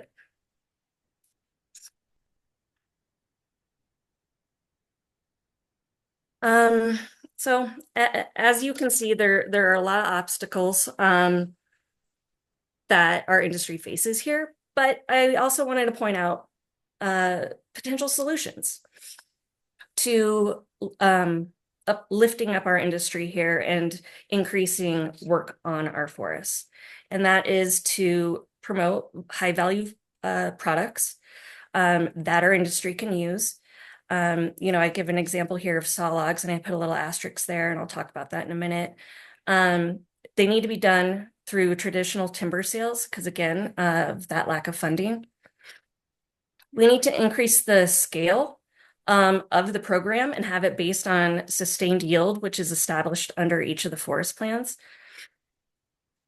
And we need to have a consistent and predictable supply of timber. Industry needs to know when it's coming, where it's coming from, and where, in order to make decisions about their businesses. So circling back to that asterisk, understanding the product portfolio of the industry on each forest is critical, absolutely critical. And projects should be designed to meet the needs of what that product portfolio is of industry on that particular forest or district. That communication is clunky, I'd say at best, and would really improve a lot if industry and Forest Service had the capacity to develop a really good communication timeline and relationship. I also think that focusing on accessible timber would be helpful in the short term and prioritize those areas that are close to roads and close to sawmills so that it reduces that haul cost and road packages, the cost of road packages if the roads are already there. Supporting workforce development, which you guys have done a lot, and I think that's great, but we need more. A lot more workforce development would be critical to recruiting folks into the industry, which is, as you know, very difficult to do. We also need to promote the use of regulatory efficiencies. The Forest Service and BLM have a lot of efficiencies to getting work done at scale quickly, but there's, hesitance in using certain efficiencies like categorical exclusions or programmatic consultations with the United States Forest Service. They're there, but they need to be encouraged to use them. Some of the hesitancy when we're talking about the categorical exclusions or NEPA is related to the fear of litigation, but there's many CEs out there that have been tested, and not just tested in,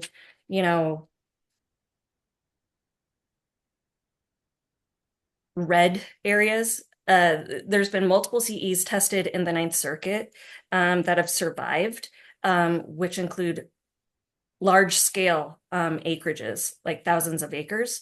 And if we could get NEPA streamlined and moving and the buy-in of Forest Service to use them, it would increase getting work done on the forest and help stabilize the industry.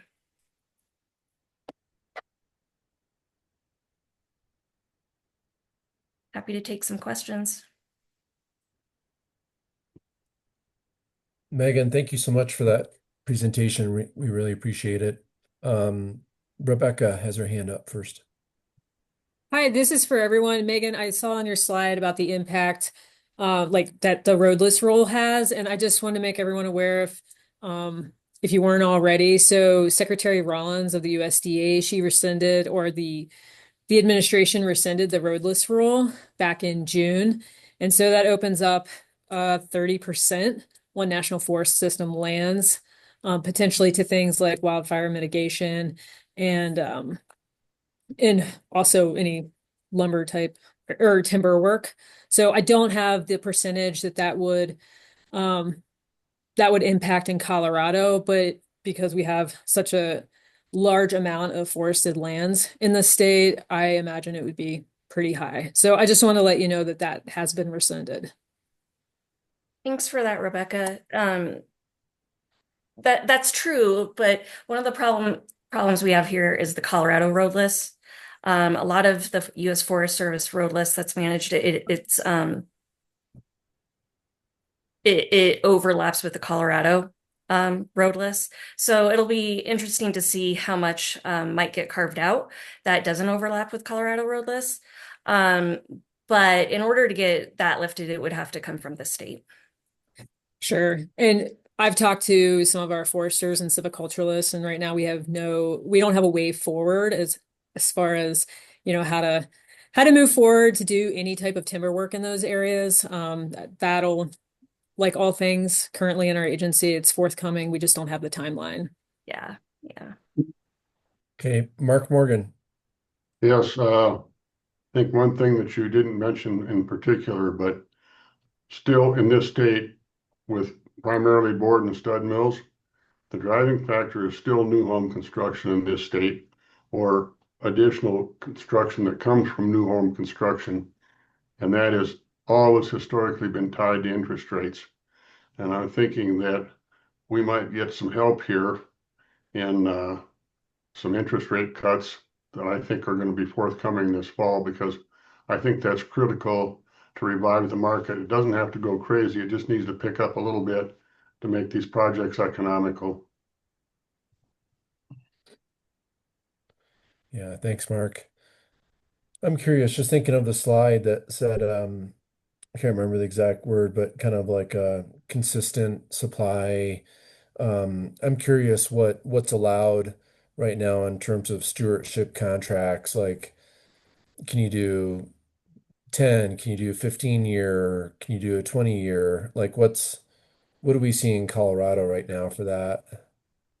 I think most stewardship contracts, and actually Mark might have a better sense of this. Mark, why don't you answer that one? Well, I hope I can get this right. There's two different schools of thought here. One is to use a long-term contract for a stewardship contract to guarantee supply. But traditionally, in the past, the most successful course was a long-term program. So if the Forest Service can develop a consistent long-term program with some stability to it, that's historically been more successful than trying to write long-term stewardship contracts. Throughout the last 20 years or so, those long-term contracts have had variable success.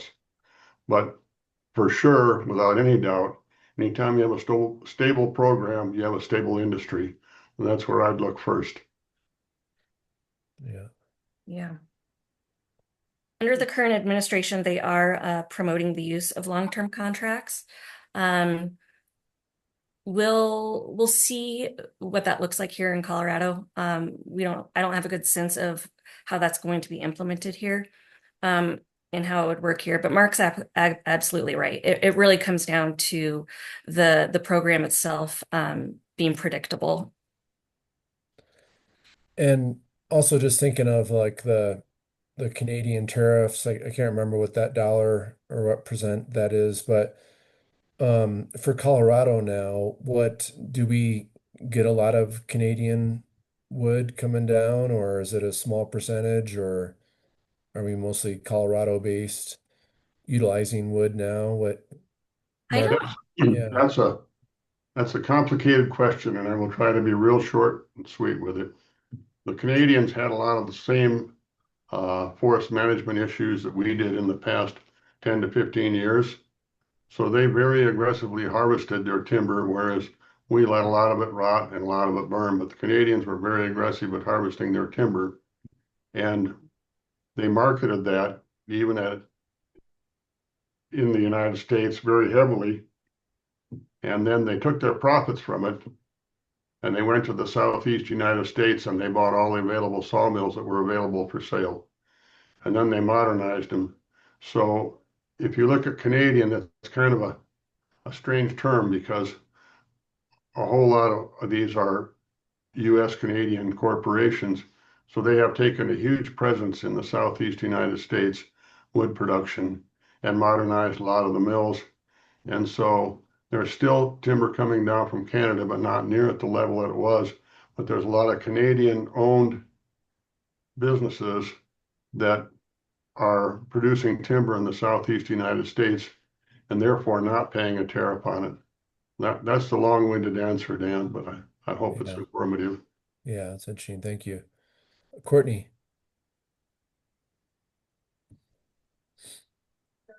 Hey, Megan, I'm curious. I have two questions, and one is about workforce and one is about consistency of programs. So from the state perspective, Yeah, I guess we have state funding opportunities. I know it's not services agreements or service contracts, which is maybe like I'm curious if what you're talking about is just service agreements and service contracts with the State Forest Service, or sorry, the U.S. Forest Service, or is there anything that state grant programs like COSWAP and Furworm can do? And I know they provide funding to potentially smaller projects than these services agreements, service contracts, and I'm not as familiar with those, which is why I'm asking this question. But is there anything that these grant programs can do to be more helpful in terms of letting industry, I don't know what's coming? You know, I think at least these two, for Women Co-op, are pretty consistent in what they're putting out. Is that helpful at all? Or you're thinking on a totally different scale?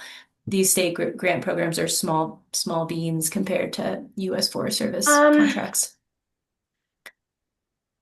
I am thinking at a bigger scale. I will say, you know, I've been involved with the Furworm grant, and there have been some projects that have been funded through that through Keystone Partners that were slightly larger scale. But I will say the vast majority of the applications that we review do not include a merchantable timber. Almost everything is mastication or free firewood. Okay. That makes sense. So they're just not, yeah, it's a different type of project.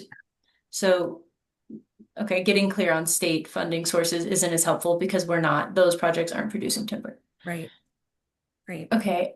And then the other question was about workforce development. And I feel like this council has, you know, it cares a lot about workforce development. It's moved through many recommendations and, you know, and they range from internship programs to informational materials for high school guidance counselors. I'm wondering if there's somewhere along the workforce pipeline or education pipeline where you see there being the biggest gap or the biggest opportunity for investment and resources or expertise to be inserted. Yeah, I do. I don't think younger kids, like elementary school age kids, are getting information on, you know, forestry, ecology, wood utilization. I really see that huge gap, especially here on the Front Range, where they don't even know what forest management is. And the idea, it's just sort of embedded in the psyche of a lot of people that removing a tree is bad. And I think if we could reach kids at a younger age, I think Project Learning Tree might be a good example of, you know, getting to them younger, but it needs to be bigger. And it really does need to be a priority for school districts and elementary schools to teach ecology and for basic ecology and forest management and explain, you know, the threats to our forests. And I do think that can be messaged to younger kids and have them care about it earlier. Okay, that's helpful. Thank you, Megan. Mark? Yeah, Mark.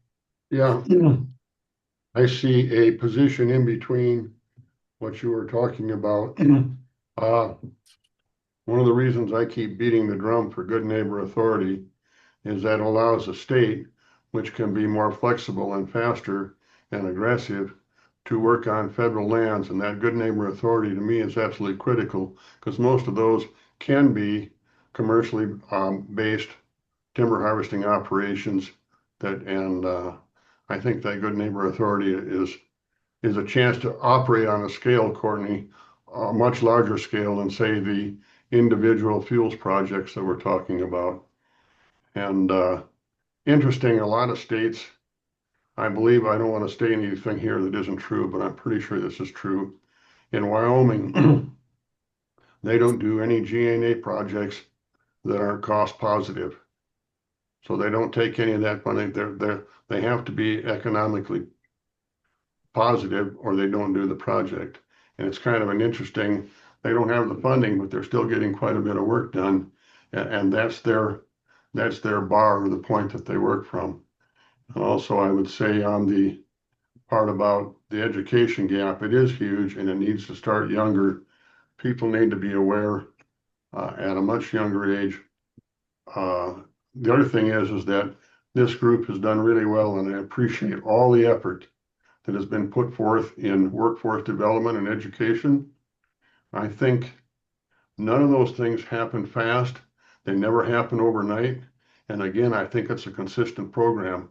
I think we will eventually see the results of this if we stay the course and keep working on the program and grow it and nurture it. And I think you're not going to take and fix this overnight. It's been a long time getting off the rails, and it's going to take a while to get it back. But I'm very appreciative of the efforts that have been made, and thank everybody on this council for it. Great. Thank you, Mark. Jody. Thank you, Mr. Chair. And Mr. Morgan, I echo your comments about Good Neighbor Authority. And I just wanted to remind everyone, the Legislative Committee has recommended to the full Forest Health Council workforce, and the bill last year and the one we recommend again this year had an education component to combine with CSU Extension and work in 4-H groups to start younger. That was because the infrastructure is already there, but the extension is in every county, and 4-H groups have volunteers. And I know this is a way to get youth involved in understanding the importance of stewardship and ecology.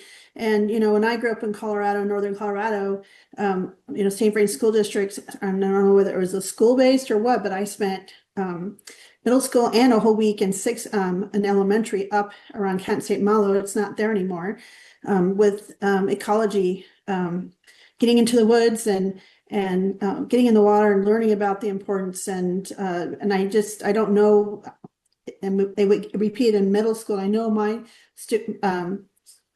children had it in middle school for just a couple of days, but I think it's really important to echo and I know we kind of swung away from education towards standards-based and focus on teaching standards, but then they got away from field trips and getting outside and applying and making that information relevant. I remember taking a field trip because I always try to be the person chaperoning, but just having watched the kids, the light bulbs go on, that the bugs in the river were an important sign of the health of the river, and they just thought of them as bugs. And so it was really great to see, and I do support that. And I just want to remind that, Forest Health Council, that's why we keep pushing on that education and getting that kind of program of down to younger folks in 4-H and some of that extension work. I think is a really good place to consider and keep in the forefront, because the infrastructure is already there in every single county. Thank you.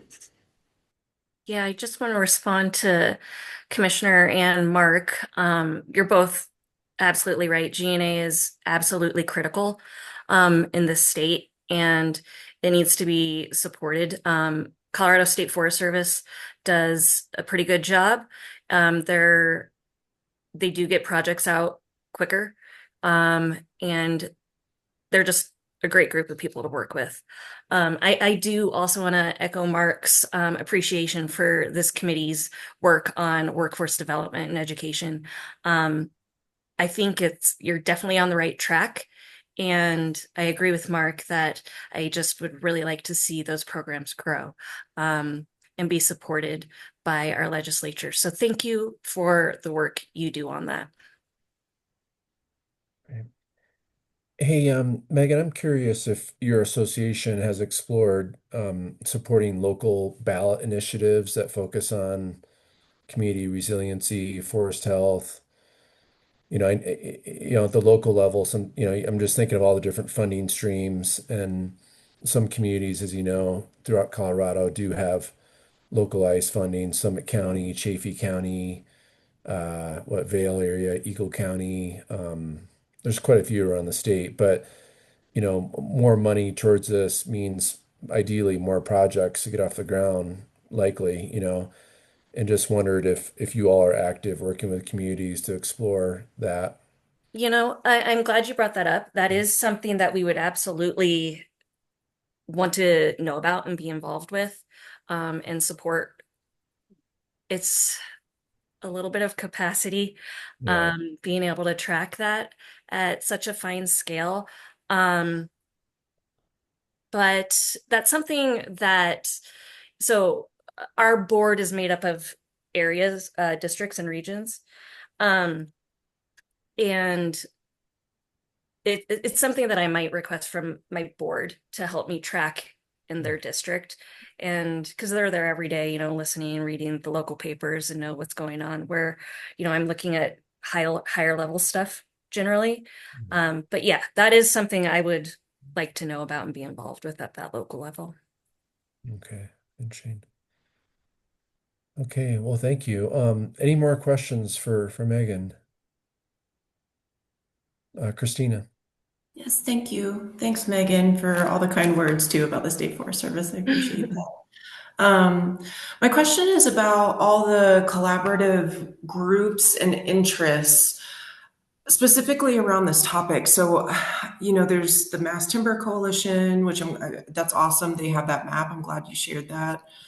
And then there's also our Rocky Mountain Restoration Initiative that has, I think, like their biomass or something committee focused a little bit on this. So I'm just curious with these groups, how you're engaging with them and helping to support them. And are you seeing any progress in some of these groups and conversations? Yeah, so I am involved in several collaborative groups.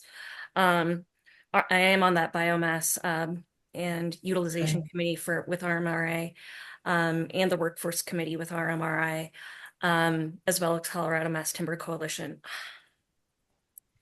So I've been in my role for 2 years. I wish I could say I've seen action, but I haven't yet. I will say there is a lot of momentum with Colorado Mass Timber Coalition, and Will has done an exceptional job at messaging the story from tree to production. And I'm excited to see where they go. And I'm on his policy committee. Thanks. Mark? I always get a chuckle out of the term, I shouldn't, but leveraging resources. We've heard it a bunch today. That usually is a discussion on who else is going to pay for what you're trying to get done, in my mind. And right now, a reality check is the feds don't have a lot of money, the state doesn't have a lot of money. So we have to look at ways to move the ball and, as you say, get something done and accomplish something. And at times like that, there are still a lot of things that can be done, and there are a lot of opportunities, and most of them are, it's a chance for educational development again. And I beat this drum, but I mean individually or as with legislators and everything, if we can't bring a lot of cash to the table to get something, we can educate people so that the next time we have an opportunity and we have some cash and we have some ability to do something, then we know where we're going and what we're trying to do. And I guess at this point right now, economically through both the feds and the state and a lot of other groups,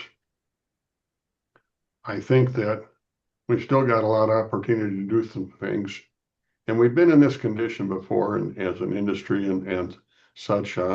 It's cyclical. It goes up and down and up and down. And right now, when you don't have a lot of cash, when you got cash, if you're a business, you're out there trying to get stuff done.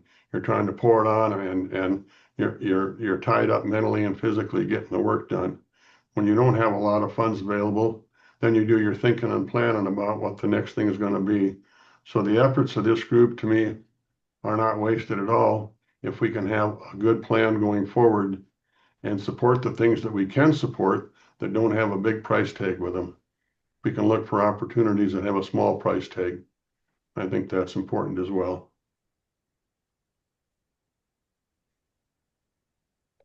Yeah, interesting. Okay. Anything else for Megan?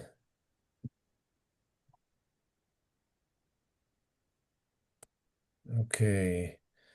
We are scheduled for a 10-minute break right now. Do folks need that, or should we push through with updates that we have? Just want to get everyone's thoughts. I say keep going. Keep going. Skylar says keep going. Thumbs up. Okay. Okay, let's do it then. now there's opportunity for any updates that you all have for the members, and just kind of raise your hand and we'll call on you for some updates. Okay, Christina. Yeah, thank you. I just want to thank and acknowledge DNR and the CoSwap team and Allie and Courtney and Roberta. The tour for Michigan Ditch yesterday was amazing. They did a really, really great job. We had 2 reporters there from KUNC and Colorado Sun, and it was a really, really well executed tour. So thank you to them and want to recognize that. We saw a Ponzi machine in action. That was awesome. So thank you to them. And thank you, Dan, for your amazing staff. Thanks. I wanted to let everybody know about the nursery. So nursery's still underway. Things are on schedule, on time, a little bit over budget, but not a lot. So I think we're still good budget-wise, and in terms of timing, still on track for like February, March opening. So that's exciting. And then our nursery manager is posted. So if you know of any good candidates that want to work at this brand new, amazing state-of-the-art facility, please encourage them to apply. And let me know if you have any questions or know folks that are interested. And lastly, so as part of USDA and U.S. Forest Service's reorganization, Fort Collins has been recognized as one of the hubs. So Colorado State University has been having some leadership discussions about engagement and planning for that. Nothing concrete yet, but just wanted you all to know, especially you, Dan, that we're participating in those discussions, and I will be sure to share information as that becomes available, but nothing is concrete at this point in time. So that's it. Thank you. Great. Thanks so much. Okay, other updates. What are you all working on? Rebecca?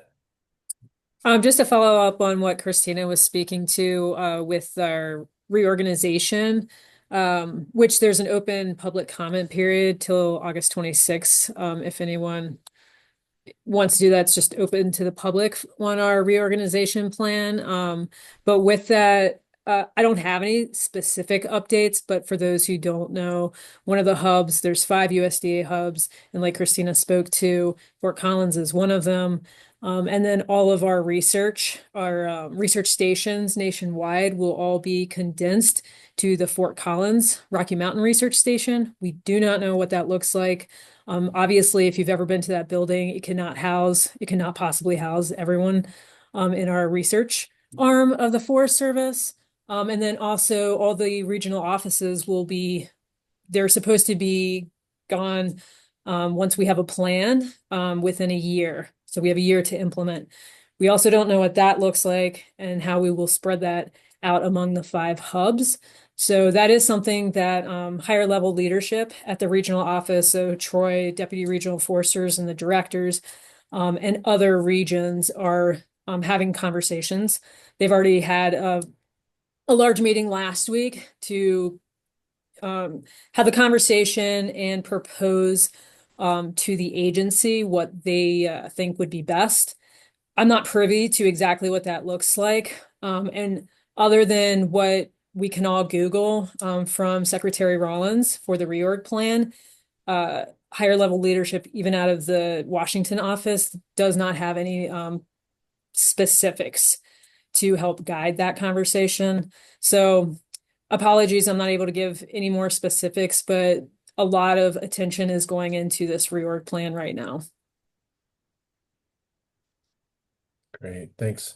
Thanks, Rebecca. And then also just a follow-up, are your folks able to use like purchasing cards now to do work around the state and stuff? Like, I think initially there was uncertainty or folks weren't able to use even car to fill up a 4-wheeler to get in the backcountry and stuff. Correct. There are still yes, so we can purchase.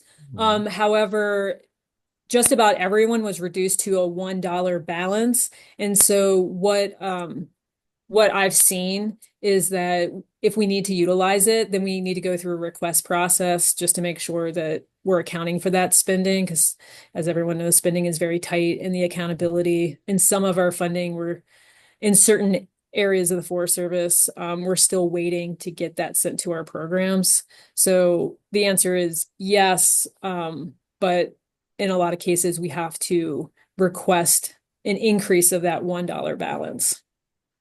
Okay, interesting. Okay, thank you, Rebecca. Esther. Hi, yeah, I just wanted to remind folks that the Colorado Forest Collaborative Summit is scheduled for September 17th and 18th, and it's going to be held at the Golden Community Center. I'm working with my team and Audrey Miles Cherney of the Upper South Platte Partnership to coordinate that event while Katie's away on maternity leave. Um, and we will be sharing out strategies and localizing them from both the Wildfire and Watershed Initiative for a Resilient Colorado, series of roundtables so far, and the future, the national, so that at the state level, and then the national future of our forest summit that my organization, Coalitions and Collaboratives, held in Boulder in June. So there'll be a lot of crosswalking to ensure that local collaboratives are tying in with those efforts and aware of them. And I know Allie's going to be representing there. I think Matt McCombs is going to be on the leadership panel as well. But just encourage any of you who are interested and available to engage in that opportunity. And I can put the link in the chat. Oh, somebody did. Great. Thank you. Okay, great. Thanks so much. Julie. Thanks, Director. I think since this council last convened, Xcel Energy received approval from the Public Utilities Commission for its current wildfire mitigation plan. And I have been asked, and I wanted to extend thanks to those that engaged and supported the plan. Company's appreciative, and we're excited to move that wildfire mitigation plan forward in the state. Okay, great. Awesome. Thanks, Julie. Okay, other updates. I'm sure you have other stuff folks are working on.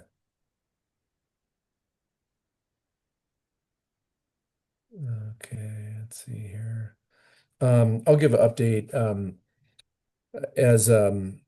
As you heard earlier, the governor is planning on holding a special session starting on August 21st. This is to look at about a $1.2 billion shortfall for the upcoming year. So we are starting to kind of hear about trickling in various different bills, and how folks will be handling it and so forth. And so the governor also announced a hiring freeze for state employees. If you're in a position that's deals with like life and safety, or critical operations, you're going to be insulated from that. And then also any Tabor exempt funding sources. So for example, like the DNR, we have about 290 people that work for us that are federally funded. Well, it's federal dollars, not state dollars, so those positions wouldn't be impacted. Or like a Tabor Enterprise, like Parks and Wildlife, they're totally insulated from this because they're their own revenue source. So kind of more to come on that. It'll be really interesting to see what bills get introduced in the next few days before they start up with the legislative session next week. COSWAP, our Colorado Strategic Wildfire Action Program, the fourth round for COSWAP's Workforce Development Grant will be open next month. So we're excited to be funding another 2 years of projects that we work in partnership with the Colorado Youth Corps and the Department of Corrections, the SWIFT crews, as well as forestry and mitigation focused training. So that's been highly successful, and we're really excited to continue that program. Our Colorado Outdoor Strategy was announced a few months ago by Governor Polis, and we are working more towards the development of that. This is a great partnership with the DNR, Parks and Wildlife, GOCO, Outdoor Rec Office, Governor's Office, all been working to implement this particular strategy.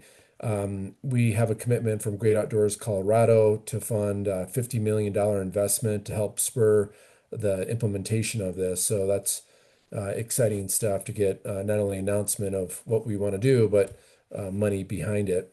There's a Centennial Landscape designation that we've been working towards, and this is a coalition of nonprofits as well as Department of Defense to look at certain landscapes. And so to establish a new Centennial Landscape designation, this would be in the Colorado Springs area. It'd be the first of its kind in Colorado, and is a more or less a coalition of Department of Agriculture, Department of Defense, as well as state governments all working together to strengthen military readiness, conserve natural resources, bolster agriculture and forestry economies, and increase public access to outdoor recreation. So pretty cool stuff that we're working towards on that. Let's see, I think that is about it. And then me personally, it's been busy. I've been driving around the state nonstop for different meetings. One second I'm in the West Slope, next second I'm on the Eastern Plains or in the San Luis Valley, and it's been a great summer of getting around the state. We had a really fun celebration last week where we have an annual DNR picnic. Many of my teams were there. It's really a great opportunity just to kind of connect with folks and kind of hear what other folks are working on and all the different departments and stuff. And also family members and kids and so forth are also invited. So it was really great. And congrats to Christina Burry for being recognized for being a rock star of the organization and her just amazing collaboration and partnership, not only with the Department of Natural Resources, but all the great work that she does with all the partners around the state. So congrats on your recognition for that. So that's it for me. Any other updates? Okay. If not, let's move to if there's any public comments. So this is an opportunity for anyone that's not a voting member of the Colorado Forest Health Advisory Council to speak for a couple minutes. Courtney, do we have anyone signed up or anything? No, there's no one signed up, and I do not see any additional members of the public waiting. Okay. Okay. In that case, our next quarterly meeting, I believe the date that we have right now is Wednesday, October 29th. That will be virtual, but also for anyone that's happens to be in the Denver area, you're welcome to come to the DNR office. I'll be there in person. We have kind of a large conference room area if you happen to be down in that area, but it will be primarily virtual. But again, if you happen to be in the Denver area, if you want to see me or any folks on the team, feel free to come to 1313 Sherman for that.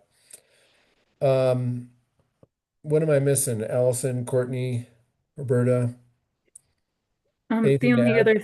The only other thing below that, Dan, is we just have at least one agenda item. Well, now two. I believe we'll have the 30-year vision on the next agenda, but we will be having a presentation on vapor pressure deficit that will satisfy the administrative recommendation. And just if you have any other additional items that you would like at the October meeting, just please let Courtney and I know in between now and then. Okay, awesome. Thank you. All right. Anything else for the good of the order?